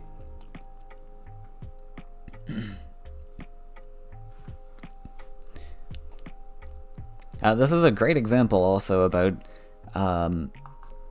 the decisions you have to make with investing resources into a particular side or area on the board. If you're planning on investing a large amount of resources into one area, you have to be very sure that you're gonna gain your value back with that investment. And we can see here that this 8 Faeria value investment is not gonna be gained back. It's gonna be too slow to cause any aggression. All we're really doing is collecting 1 extra Faeria from that aggressive well.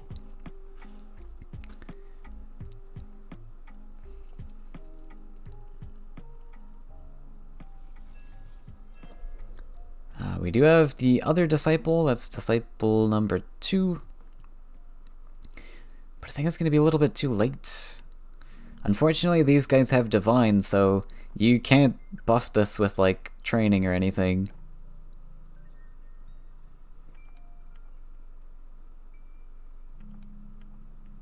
Oh, we bartered for a smile a little while ago. Why did we do that? Or did we miss this on that first Disciple?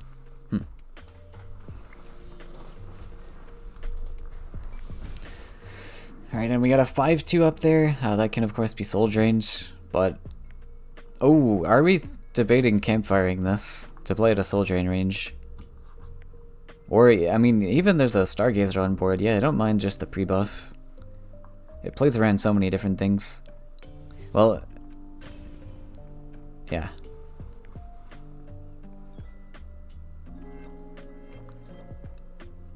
Do we have answers? We have one training. Yeah, I don't think that's gonna be answers.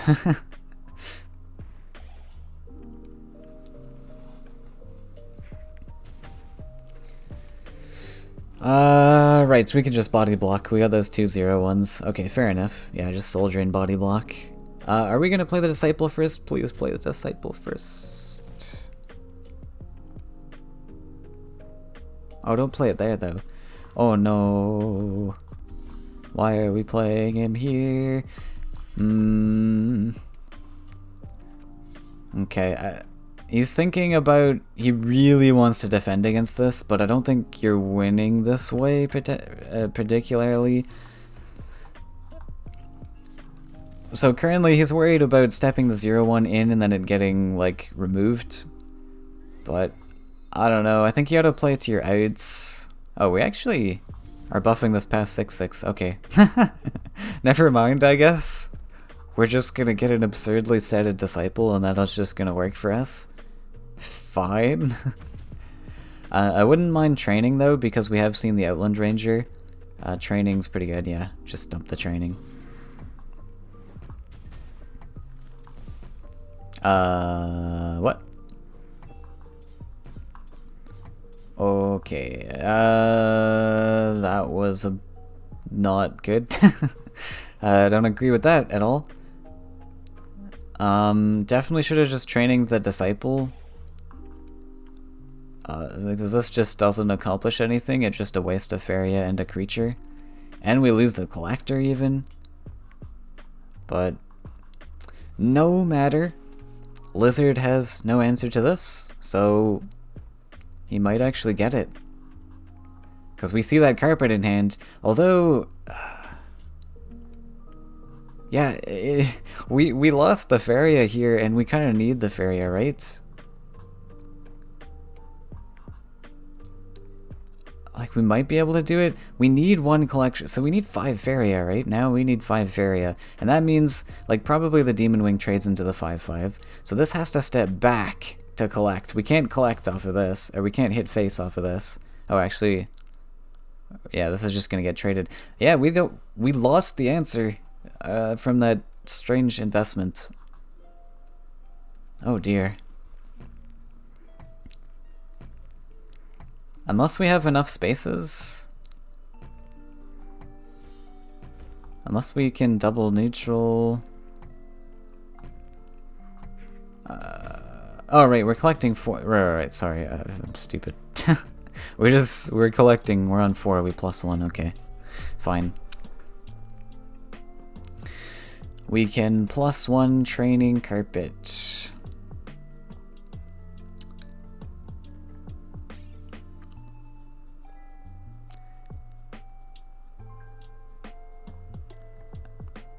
Yep, make sure to block face. I'm not sure if there's enough.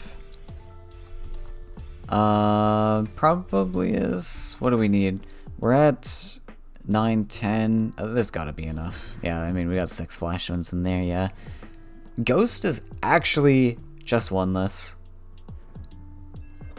Oh my god. Taking down Bamser first, then taking down Lizard. Both 2 very mighty players in this game. And we have just enough flash wins to pull this off. Getting to the 16 attack we need. And he's done it.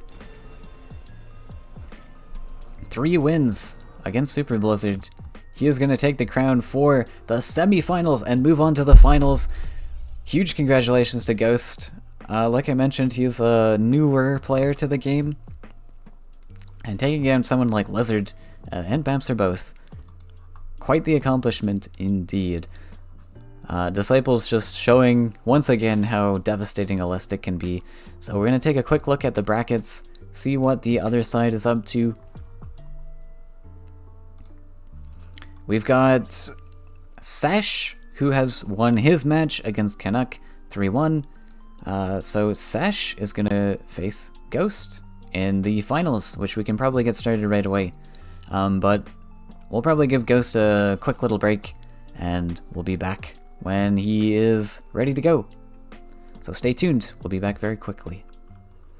Alright, we are back. The this time with the finals of Khalim Open number 3, it's gonna be Seshumara versus Ghost. So let's see what Sesh has to bring. We just saw Ghost 3-1 sweep Lizard in the last semifinal match. We'll see if Sesh can take down this guy. He's just zooming through this tournament. Sesh with his classic double blue lists. We got a mono green and then we got a mono yellow. Very standard to see the mono yellow. Green's been making an appearance in recent tournaments apparently. So let's see what Ghost needs to ban here. Probably just the yellow. Yellow is probably the spookiest. And I don't think Ghost has a lot of answers to it in his lineup. Yeah, pretty much just the yellow list looks like a solid ban to me. Yellow's very good against the Beasts list over here, assuming this is Beasts.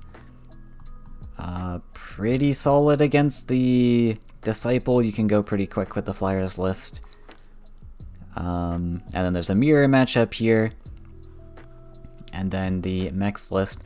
I mean, Mechs can do okay against Flyers, but you might be worried about it being banned or something. Sesh probably is looking at the Disciple ban or the Yellow Flyers ban.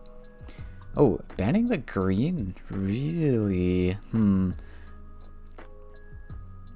Green should generally be pretty easy, I think, for Ghost here. And Sesh actually banning the Mechs. Okay, we're leaving that Disciple unchecked once more.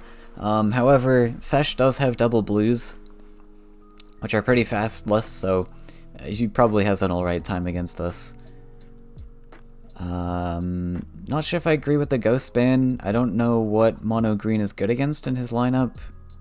I actually think it's quite bad against like most things he has here.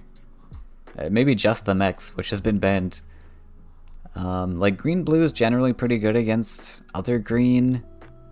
Flyers very good against green. And then Disciple, green is usually too slow. Like you just have so much that's good against green. I think Ghost will struggle against the yellows, but we'll see how it goes. We got green blue versus mono blue up first. Typically, I would prefer green blue in this matchup.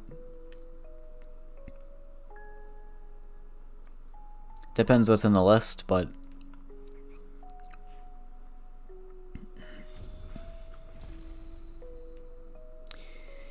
we have a blue 7s for Sesh over here. And yeah, looks like pretty standard green-blue beasts.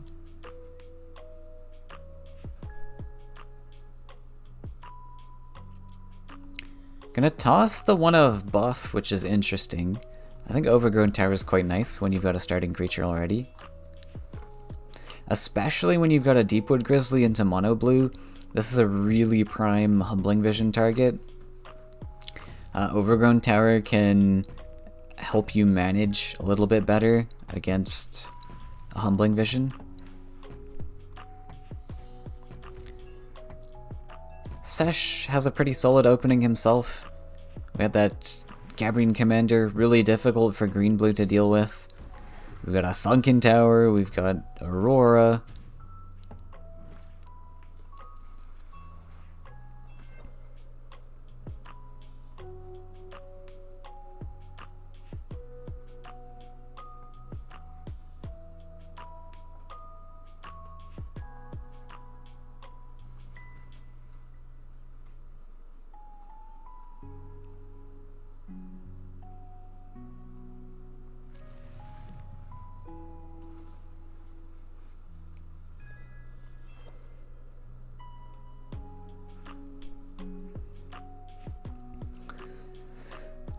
We got Battletoads. Okay, it's like a pseudo blue 7s. We have Battletoads in here. Gonna drop the toad. Oh, actually the ancient, or the forest coming defensively, I just see here.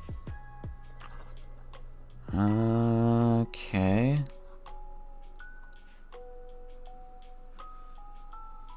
So a lot of swarm to deal with here. It's just gonna be double boars.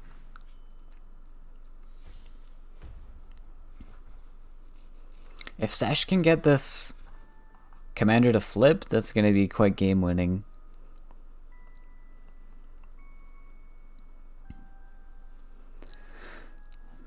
All he needs is a flip, and then this command allows you to trade favorably, and then you've got the Aurora to clean up favorably on the other one. Big. Oh, not gonna drop the second boar, actually. That's pretty risky. Now we don't even need the 7 stock deck, we just have it.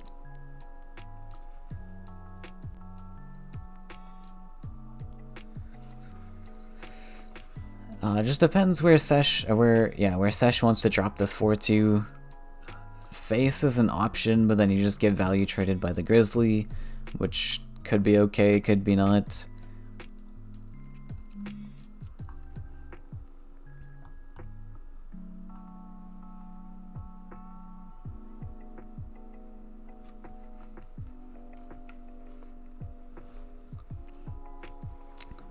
But Aurora's definitely just the play here. So we could even see the commander just come center, have more threat range over the entire board. Face damage really doesn't accomplish that much. So if you're threatening the whole board in the center, that's pretty good. You want to be using your creatures to completely take out a creature. And yeah, there we go, the center. Rather than just hitting into a creature once. Especially in this matchup, like I mentioned, where green-blue doesn't have easy answers to the 4-2. In a different matchup, it might be a little bit different, where you might want to play around Soul Drain or Cypher's Wrath by just simply hitting into stuff. And now we got this Mystic Beast, super awkward, which is why I didn't like going to the side here.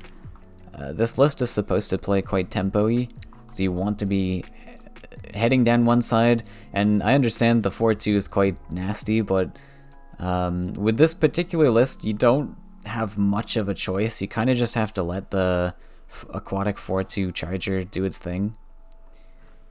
Oh my. Pre-humbling hurts a little bit. Pre-buffs and pre-debuffs are also not something you want to be doing. We see that it doesn't matter too much in this. Well, we do have the command, but this is another thing, just like I mentioned with investing all your resources into like a particular side of the board or area of the board. You also don't want to invest just simply your Faeria in one side of the board or one particular creature. So like this is 3 Faeria invested into the frog here, and Ghost might not get this 3 Faeria investment back for quite some time. Sesh has the option here to just hit face or something with the 3-2, with the 3-1, use the command and the commander to trade off this boar, and suddenly this frog is still alive, and now you've spent 3 Faeria to do nothing.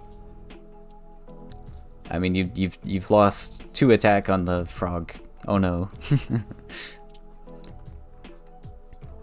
And yeah, now we get the 2-2 coming down anyways to trade favorably with this ancient boar.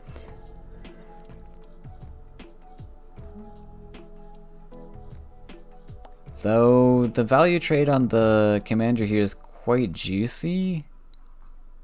But one thing that is kind of nice is that, oh, going for a draw?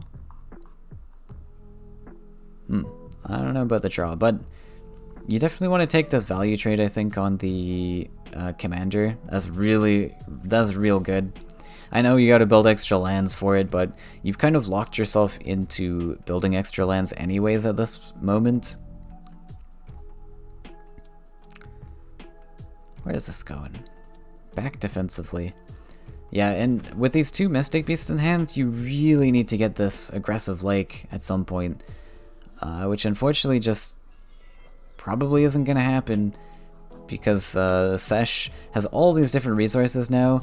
He's pretty comfortable with blocking the Mystic Beast spot if Ghost tries to get aggressive lands towards here.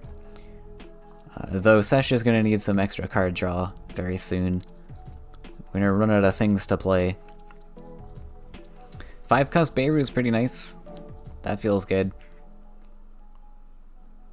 Another thing is, we had a really nice trade with the double neutral where we could value trade the commander and value trade that frog for free that Sesh just left open for us.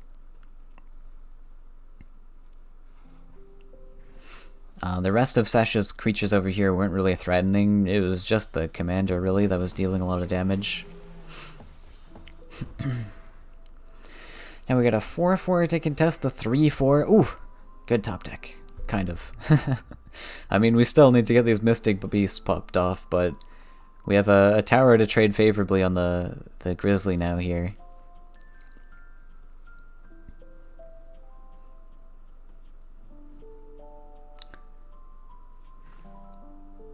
Hunt down, not really going to accomplish much. Uh-oh. What's...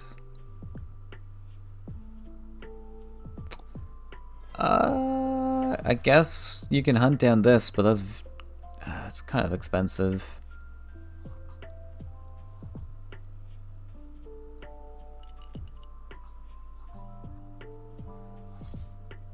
Oh no.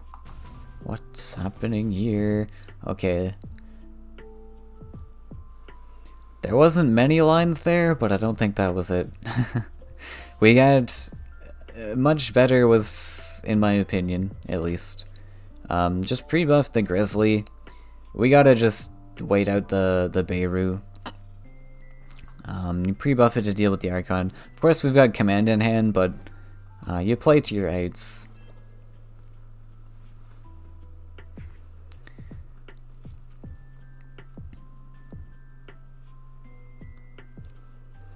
Yeah, so this is a good example of like matchups. I mean, in most any matchups, you're gonna go down one side with the beasts, but also a good example of maybe being a little bit scared of a particular creature your opponent plays, and you're like, oh, I need to answer this, so I need to play defensive lands to answer this, but Commander in the grand scheme of things, sometimes you just have to let a creature collect. It's a double collector, it hurts, but sometimes you just gotta let that happen. Just because the list you're playing has one game plan, pretty much only. There are few matchups where you can go defensive with this list, but I wouldn't say this is one of them.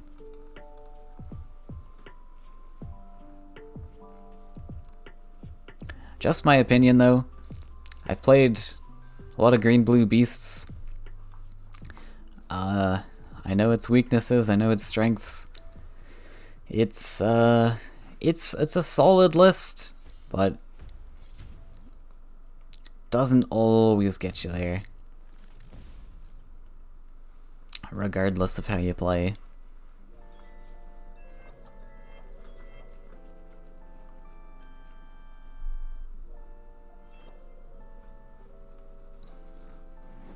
So Sesh, a little bit shy of collections here, but we're going to invest the aggressive like anyways. Drop down a Warden. I imagine we're going to see a command then on this Grizzly. Take the 8 damage. Oh, right, we get the buffs. Nice, we don't even need to command then. Right, what other 7 cost did we play? I don't even remember at this point.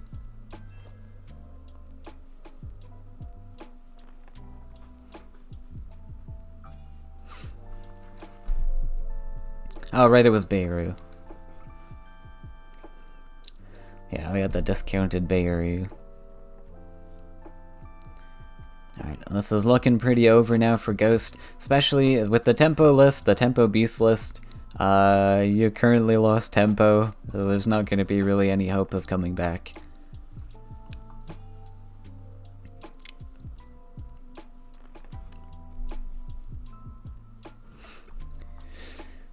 Two Mystic Beasts in that hand, which were just dead weight. Card draws, just cards, the card slots, the slots that the cards take up are very impactful.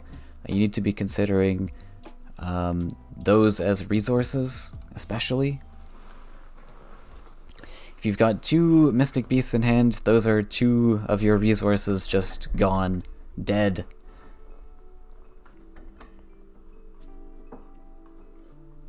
So we'll see what Ghost uses to counter.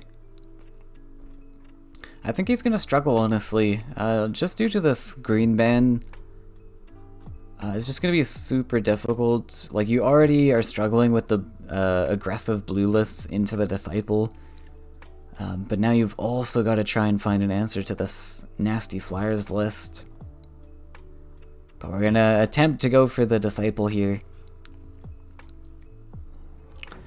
And as I mentioned, it's a very volatile list, so I mean, it could go either way. You could get absurd top decks, and a Ghost could just 3-0 sweep with this list entirely. It's not super likely, but it's also possible.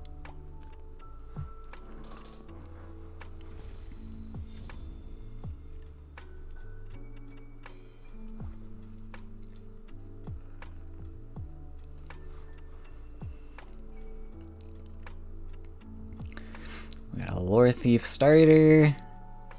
No Disciple, but that's okay for now. Sesh debating between these Ancient Heralds in hand.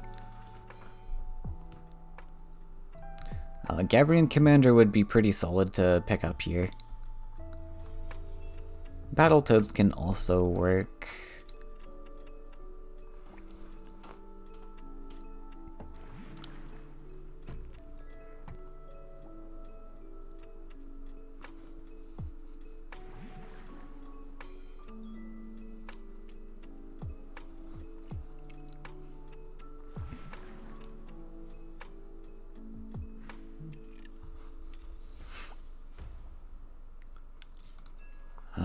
Okay, no Disciple just yet.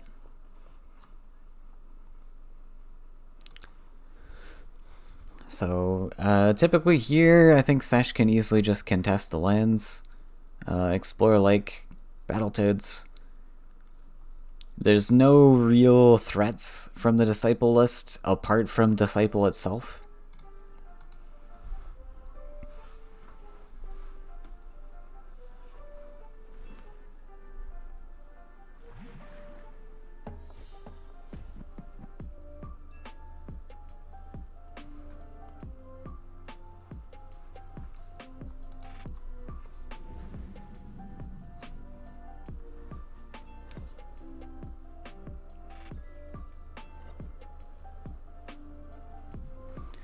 We do find the commander, so we didn't actually fight same side. I wonder why. I think it's pretty advantageous just to do so. I mean, there's nothing really the Lore Thief can do. You threaten the collection. But, okay, this will work just fine. No Disciple on board yet. I think we just search for it. Do some drawing. Find the Lore Thief.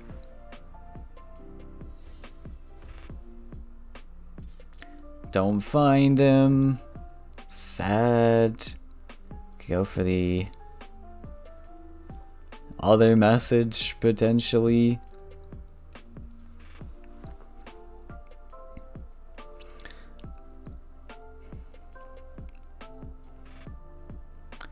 But you can wait. I mean, you can just wait till you're on 9 cards, to be honest.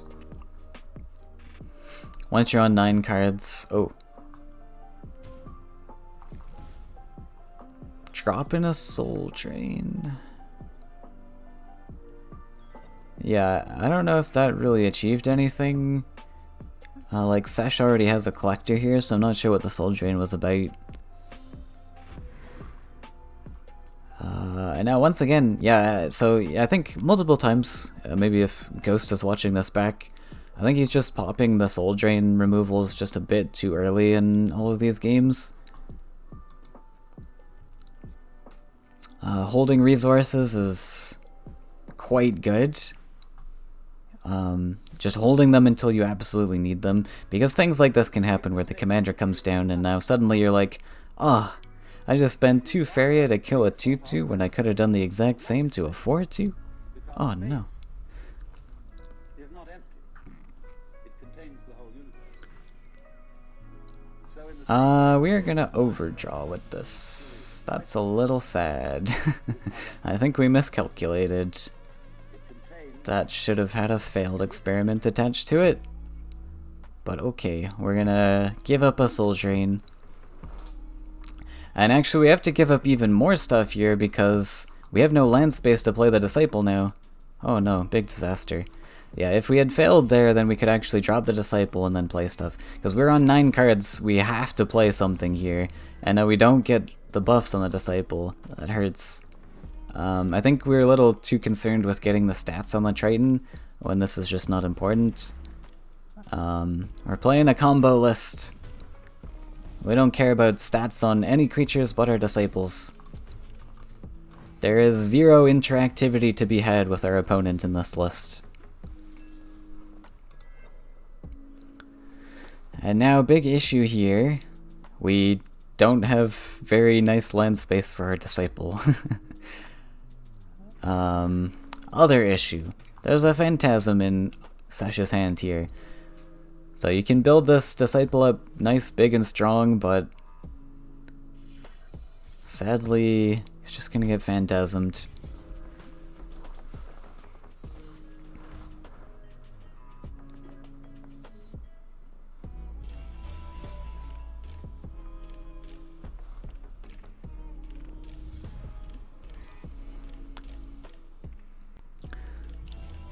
Can probably command the 2/1. That's not bad.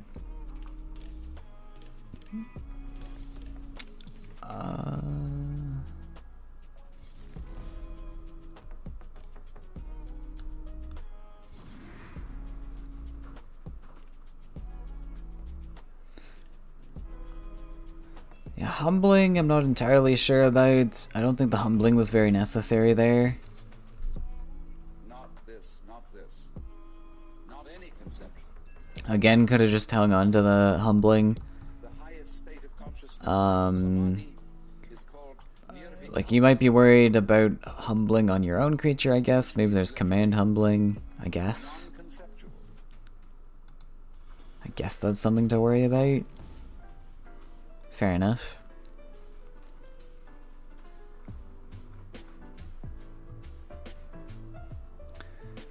So I think we can just see the Phantasm come down here.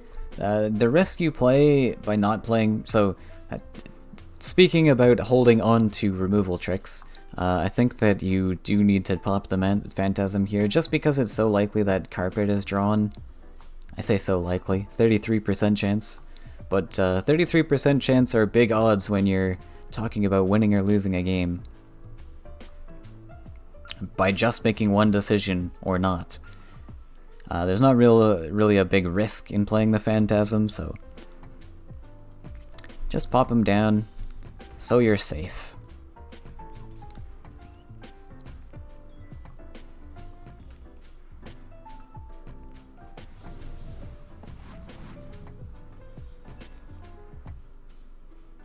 Ooh, we found the Stargazer. That is perfect top deck. But let's use the failed experiment here, please.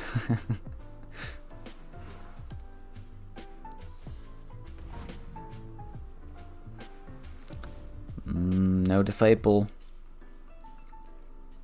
Disciple!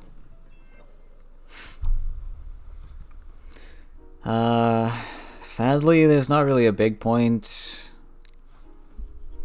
I guess we can just drop it so it doesn't have summoning sickness.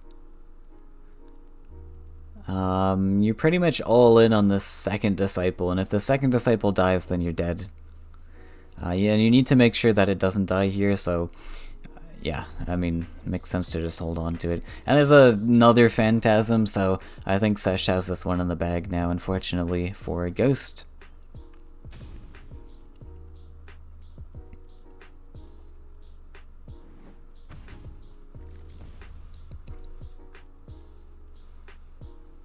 Takes the value trade on the 1/1.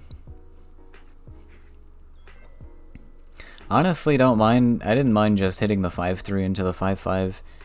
deny the collection, and you got plenty of answers to the 1-1 where the life stats and value trades don't really matter at this point. Now you have the potential to get soul drained, and the 5/5 lives, right? Not that it makes a big difference, but just small little things to pay attention to if you're playing in a more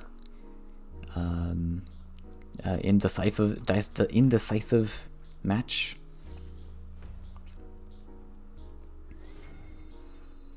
Carpet! We found him! Wow.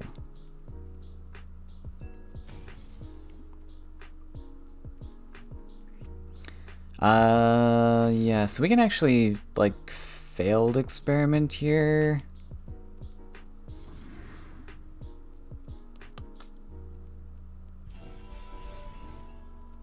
Which it looks like that's what's gonna happen. Yeah, we can go for commit. Oh,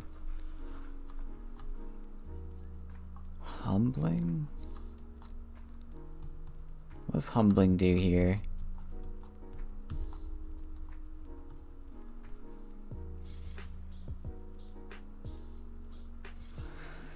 Okay, I wouldn't mind just dropping the other failed.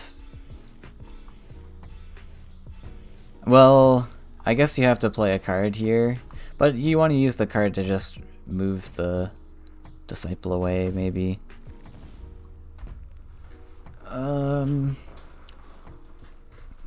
Cause yeah, we kind of. Oh. Okay. Well, I mean, we see it doesn't matter. We got the other phantasm anyways.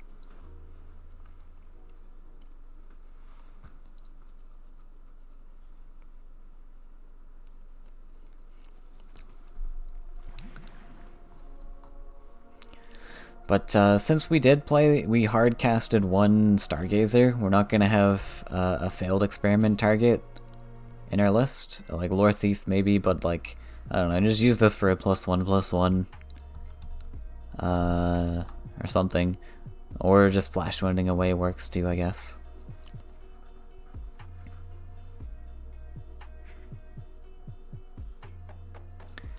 But there come the easy second Phantasm, and Sesh will just continue to chip away at Ghost's life. We'll even get the value trade with the command and smack him for 4. I think that's gonna be it. Handful of flash winds not really gonna help here.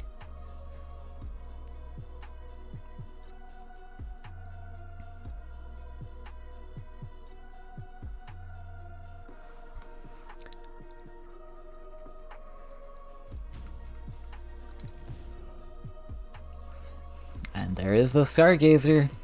We're gonna just failed for the Stargazer. Once again, overdraw. I'm gonna mill that map dealer.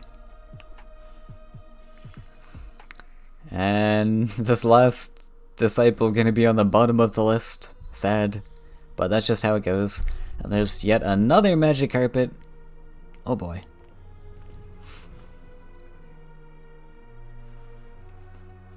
I think we'll see a surrender here. Alright. So yeah, there's the volatility of the disciple list. Sometimes you get it, sometimes you don't. And sometimes your opponent simply just has a hard removal answer. So now we're going to move on to yellow. Flyers generally has an alright time against, assuming this is Flyers, generally has an alright time against the yellows. So there's a potential to 3-0 sweep with the yellow. But like I said, it would have been a lot more manageable if the green was still open and the yellow was banned. We would have had the mono green matchup to deal with our Flyers, which is so much easier. But still possible. So no ruling out any victors just yet.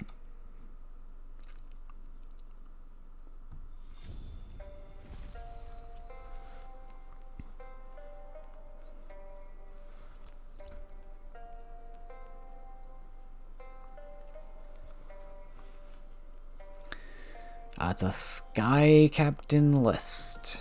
Alright, so not an amazing start here. Mainly because we are forced to invest into one side with the Sky Captain, and the rest of her hand is awful. Sesh is going to be very easily able to fight the same side here.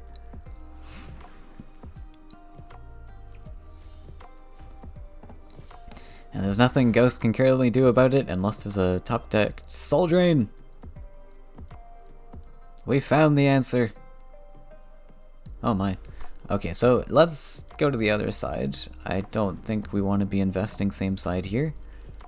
And the reasons for that is largely because of things like Ninja Toad and stuff. Also, this 2-4 just simply doesn't want to step into fighting range of things. He wants to be left alone for a little while. And stepping up like this also means you have now just deleted your opportunity of running away. Like an Archon can simply come down here, which we do actually see top decked. Of course, there's not enough Faeria, I guess, in Sesh's pool. So that is one thing to consider.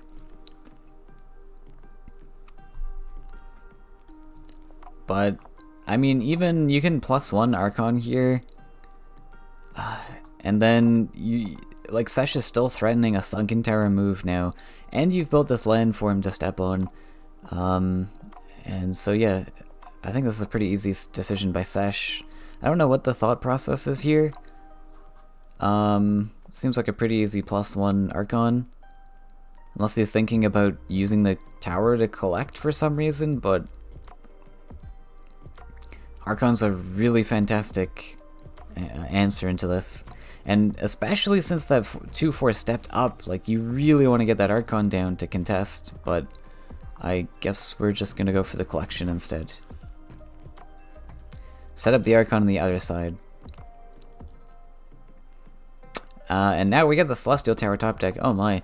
And like, these tiny decisions make such a huge impact on the game. These tiny early decisions where, like, I think Ghost had an awful start here and Sesh had an amazing start, but by not playing simply the Archon here and going for a different line for collecting, it just made such a huge difference where Ghost can stomp all over this small little 2-2.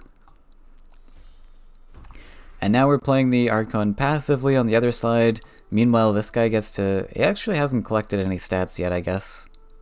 But he's collected Faeria and souls.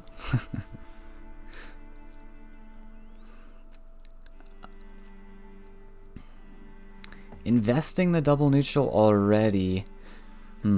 So one issue with this, where you invest double neutral, is you're investing into a certain game plan, or a certain turn on the next turn.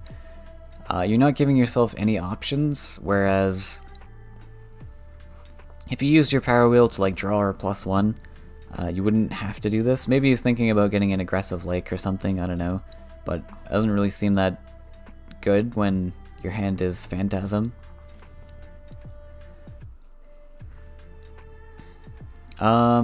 This is interesting.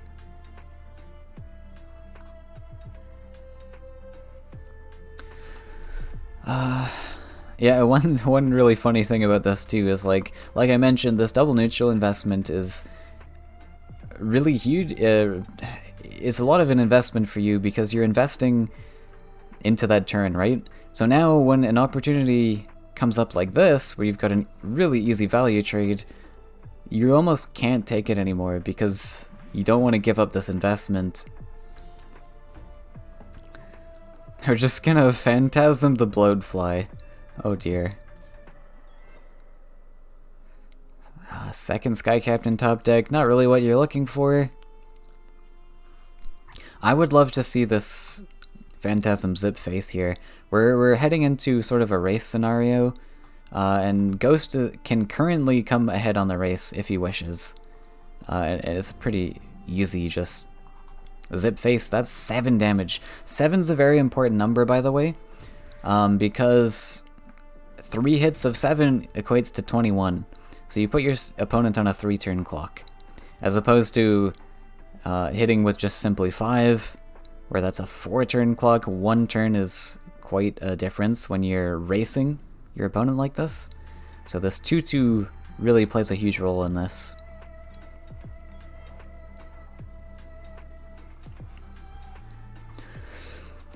And yeah, I think Sesh made a little upsie in the beginning of this game, because I don't know if he's going to be able to outrace here. Though, we are on 9 damage, and we can act— oh dear.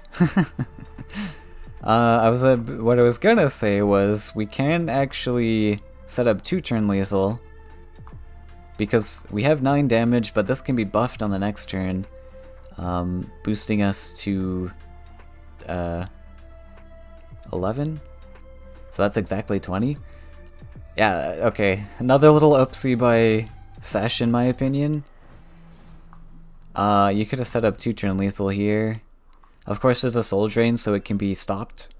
But I don't think you're going to be fast enough to go defensive here. I mean, again, we can see Ghost Hands as well, and he's got no follow-up aggressive tools, but yeah, I mean, you still— I think Sesh just should have went all in face there. Thank you, Arrow, for the cheer. I know you'll get this in the future, but the 33 bits. I love it. Yeah, really sad we don't have a follow-up aggression tool here. I almost might consider flash winding. I guess you don't want to do that particularly.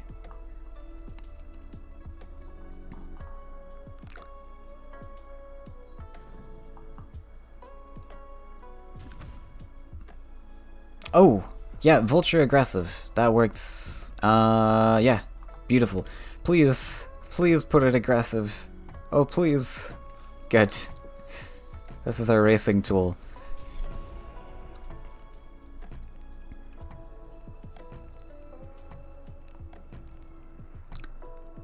Did we have to flash one for that? I think we did, right? The Sky Captain was here.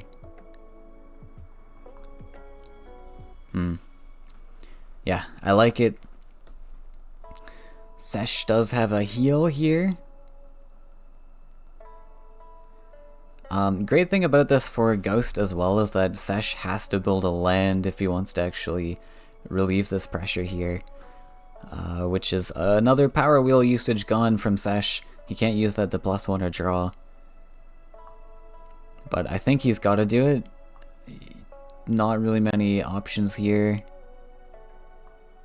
Unfortunately, I think Sesh has no more race potential, but again, it's just those small little decisions in the early game.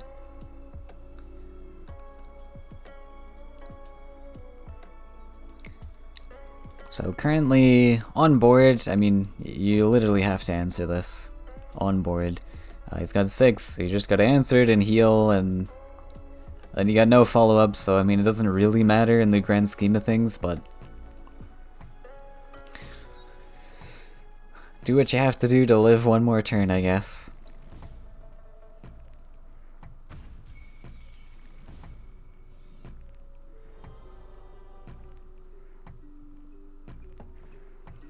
And also Sesh, with the onboard knowledge, he doesn't know that there's a soul drain, so realistically, on board at least, you can survive. So you first play to what exists on board, and then if you have the extra resources and such, then you can play towards your opponent's hand. Sadly, there is that soul drain, so Ghost is going to be able to close out this game.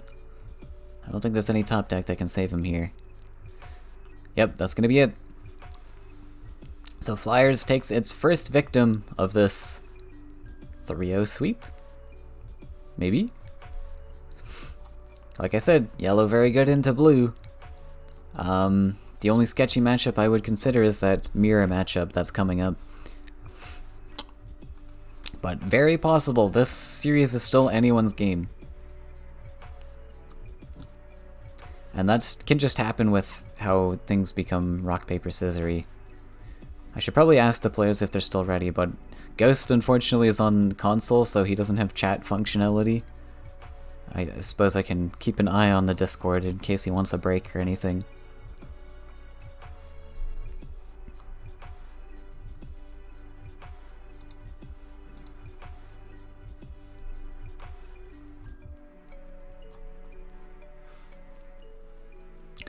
Alright, and it is going to be the mirror. Sesh is just going to clock in this mirror right away.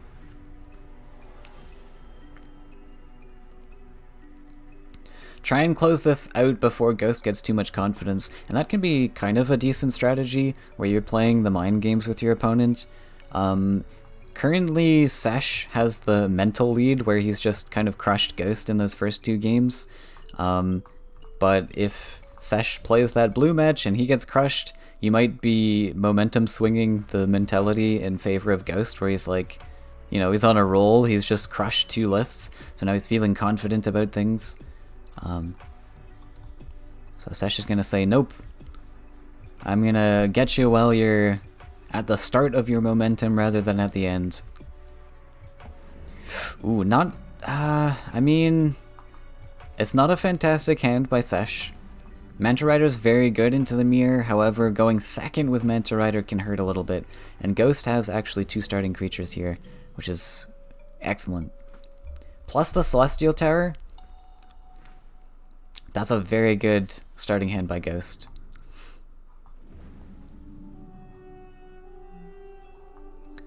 Although we went with the Air Alley start, which is a reasonable start when you can set up a desert on the other side. But we do see the Soul Drain for Sesh.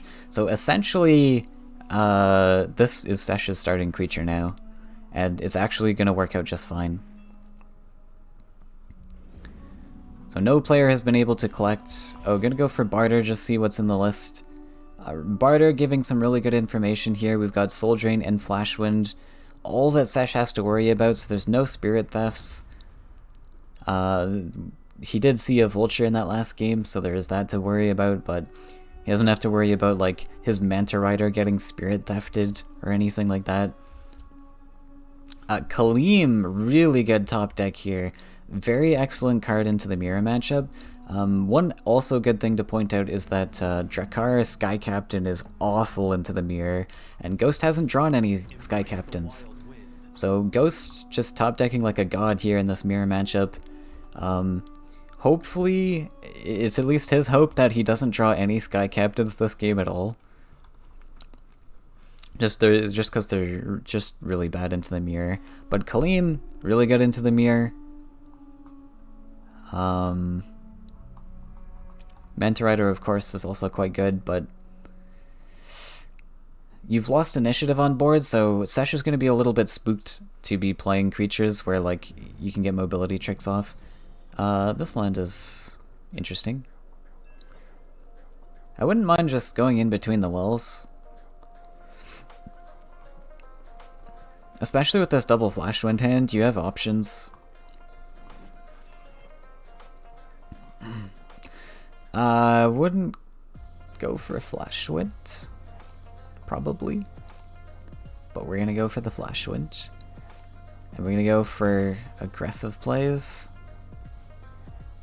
I guess we have the extra resources with like Emissary. Not a big fan, but it's an option.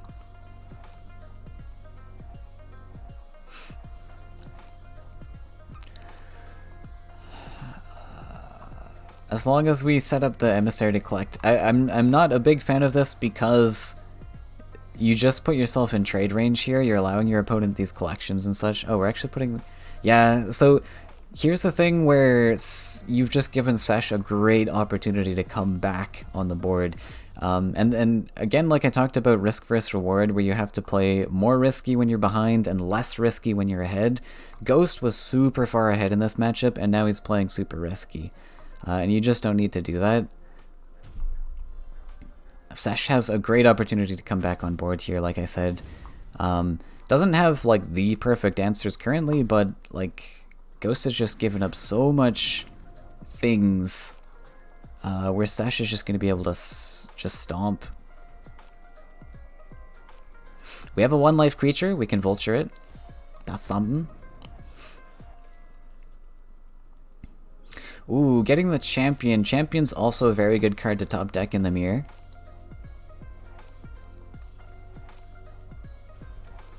But yeah, just popping the aggression a little bit too early. You can essentially say you used up a flash wind to, well, deal no damage. Sesh is suddenly healed back to 19 health. So that flash wind was pretty much just a dead card. You actually helped your opponent with that because you pulled your own creature in trade range, so Sesh doesn't need to expend his own flash winds to try and kill that Khalim, which is, like I said, a very scary card in the mirror. Not taking the value trade. I think Ghost is a little bit too concerned with face hits here. It's gonna get real badly punished by that. This was such a good value trade, and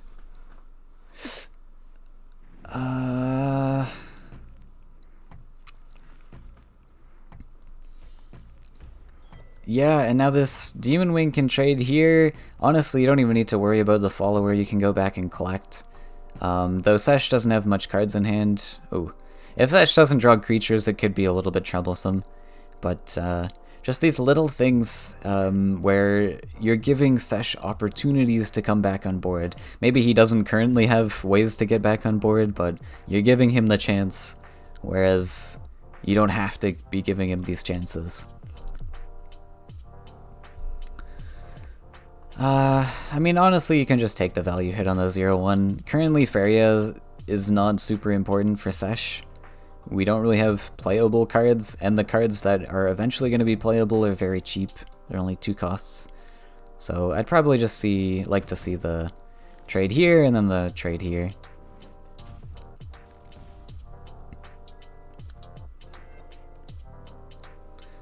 Of course, this Celestial Tower champion combo is going to be pretty nice for Ghost.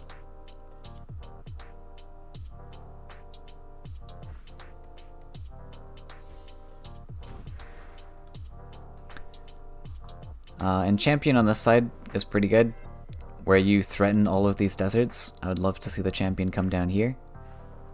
Nope, gonna come aggressive. Fine spot as well, I suppose. Accomplishes the same thing.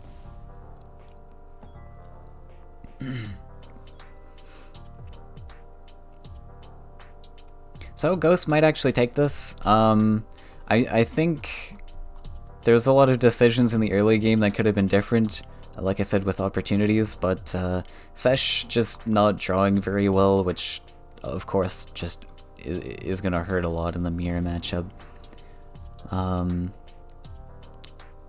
So it's looking pretty likely in favor for Ghost. Of course, anything can happen. Top decks can happen here or there, but with champion on a board, it's pretty nice. As long as he doesn't prioritize face and actually goes for value clears here. Which I suppose could go either way still, because we've seen Ghost be very pedal to the metal on the face hits. Looks like we are actually going for face hits still. Okay. To be fair, we're on 5 life, but still, it's still super risky.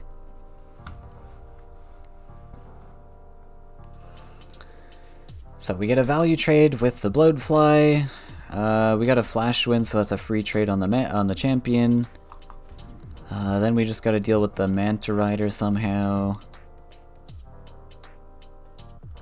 Can be a little tough.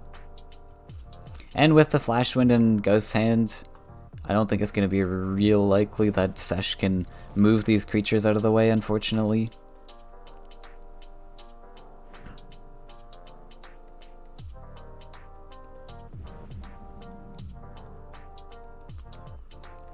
I think Sasha's move here has to be, if he wants to stay alive on board currently, you have to use the Flash Wind here to take the trade, and then use the champion to pull the Manta Rider out of the way.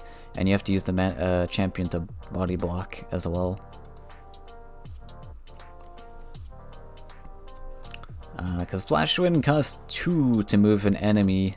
Champion's free.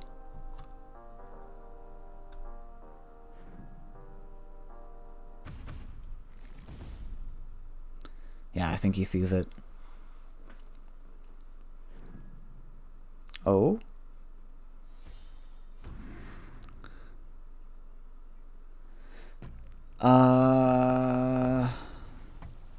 Okay, I suppose that it accomplishes sort of the same thing. You give your opponent a little more outs though, where you've got Soul Drain and Vulture as answers and Flash Wind, whereas the champion center was a little less risky, but on the other hand, Sesh is very behind, so he needs to play a little more risky, so maybe that collection does matter if Ghost didn't have the answer there. Thank you very much for the follow, Talon. Appreciate it. And we are 2-2 in this finals. Wow, very exciting. So we are going to move on to the last match, and I think I'm going to say Ghost is favored here with this blue matchup. It still can go either way. So we're not gonna say there's a clear victor anywhere here. But yellow very strong into blue.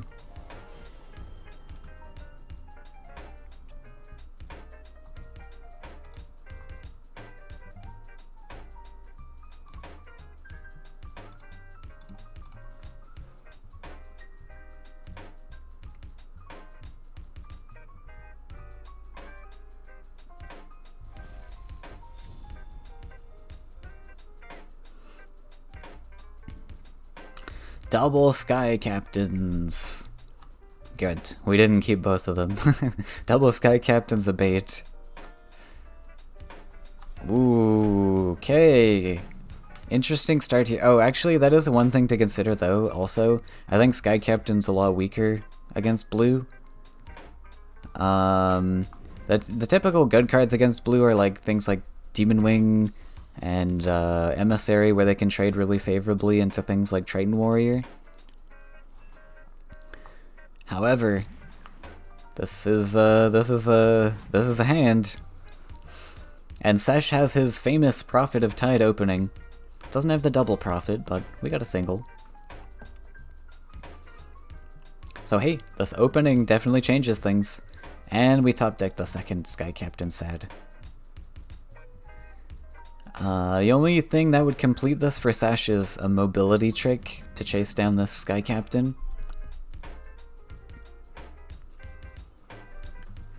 And if he doesn't find that mobility trick and things are a little bit slower here, Ghost could find a lot of value with these double Sky Captains.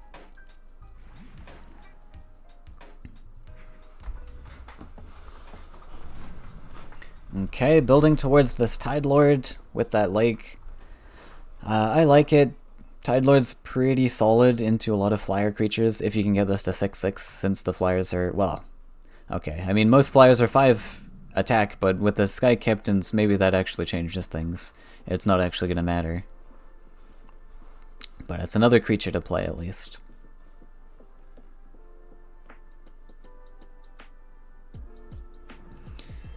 And 5/5 Emissary, big stats into this Triton Warrior. And I think we've passed this sort of turning point in the game where a land trick would have made things quite different, where you get a lot of aggression, you take out a Sky Captain, and you even stop the buff. Well, yeah, we needed that on the last turn, I guess.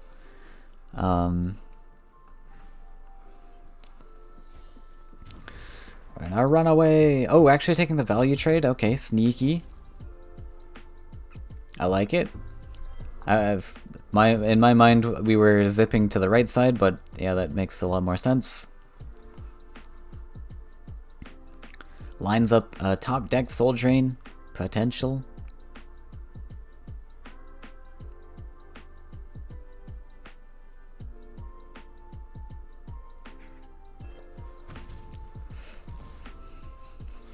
So we'll probably see a Tide Lord here since Sesh was setting up his lands for that. Really awkward now that there's a Celestial Tower on board though. He just has so much threat range with all of his creatures here. Even this right side is being threatened now by this 3/5.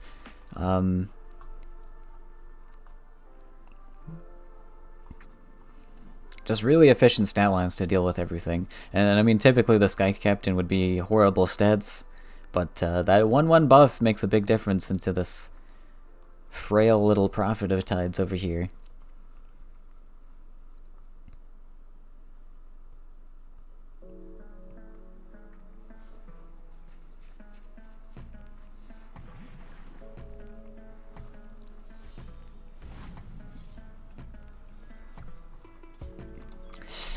Dropping the 7/7 in trade range. Oh my.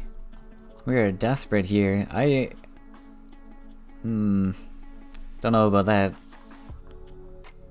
I don't think we really had to play this in range, but I think Sesh was a little bit concerned about Soul Drain and then simply Tower to get collection plus value trade. But this just feels worse. Just straight up giving the 7/7. I mean, honestly, you could have just dropped this as a 5/5 on the right side, or I guess it was a 6/6 with the trainer buff, right? Could have dropped this on the right side to prevent the onboard trades. Like I mentioned, you want to be playing for everything that's on board first before you play to your opponent's hand, which to your opponent's hand would be like predicting a Soul Drain top deck or something. But I think saving that Prophet was pretty good. The Prophet was just a free trade for our opponent. This Beirut is huge though. Since there was no Soul Drain there, we actually get to hop up, double collect, get that aggressive Beirut threatening both of these deserts. That's a pretty big pull. I'm gonna go for a draw, and it's an air elemental. Not what we're looking for. Yeah, that's a little nasty. Although Air Ellie's gonna help us come back from this Beirut land destructing a little bit. But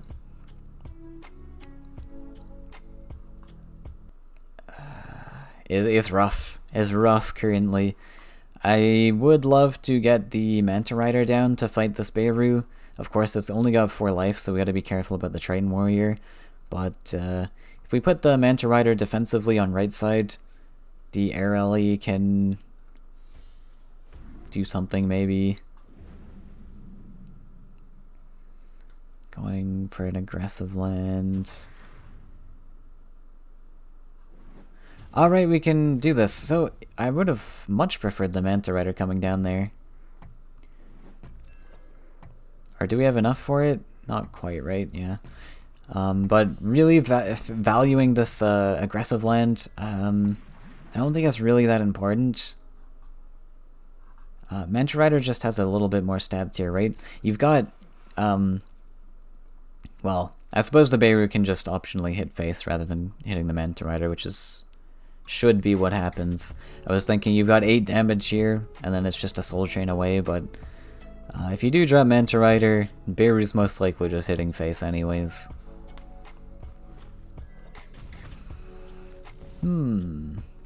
Going for that and then a Humbling.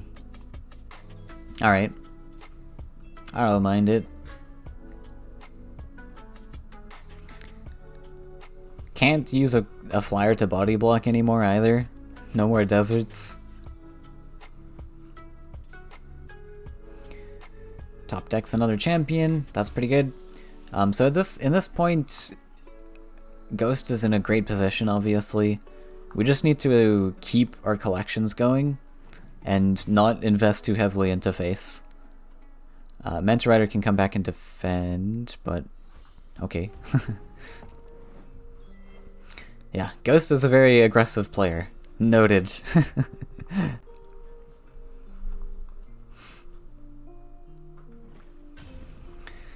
But yeah, I think he's gonna get punished for it, honestly.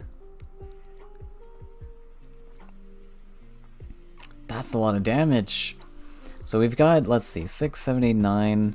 So there's a 2-turn lethal here, technically. But you gotta be aware that Sesh has commands in this list. Humbling, sure. Command is the more threatening one. Yeah, like I said, it's just... Ghost is so ahead and on board here. You want to keep this board presence established, which is super easy with flyers. You just set up your creatures to keep the collections going, and then take out this nasty 8/5. And then if you did that, you'd also be safe by just simply championing away the 7/7. And your face is safe. But now we got 2 big threats to worry about. I think if you move the 7/7 away, there's no way that Sesh gets it to face. Unless there's like double Sunken Tower or something. Which you could be thinking about. Especially when you're ahead, you can think about combos like that, like double Sunken Tower. Because you're ahead, you can take less risks and just play around everything possible. But Ghost's gonna keep things nice and spicy for us. For the content. I appreciate it.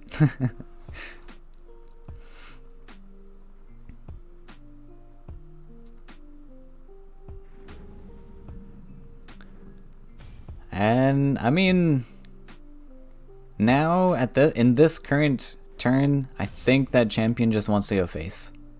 This 6/6, I mean, not this one. Oh. Because you've set up, you've made it very clear that you want to go full in face. Oh god, what is that? Oh no! What was that? Oh god! Oh Ghost, no! Oh no! Oh. Oh dear. That did not need to happen. Yeah, I don't know if... Maybe... I mean, it's been a long day, right? These players have been going all day into the finals. So sometimes it's a lot easier for me, who's sitting here not playing the game, to spot these lines. But the players actually playing are just mentally fatigued and not able to see these lines. But hopefully... Well, hopefully Ghost doesn't feel too bad about that, because I think we've all been there as players, where we're just mentally fatigued and we miss the really obvious lines. So, really unfortunate, very close for Ghost to take that #1 place in his first #1 victory in a tournament, but Sesh going to actually take this one. So big congratulations to Sesh, played very well. So Khalim, Open #3, winner, Sesh Umara. And if you guys want to join in the next tournament, that is happening in 2 weeks. So be sure to stop by the Faeria Discord channel where the links will be posted. Everything is handled in that Discord server. We'd love to have you. It's good fun. And I'll see you then. So bye. Thanks for watching.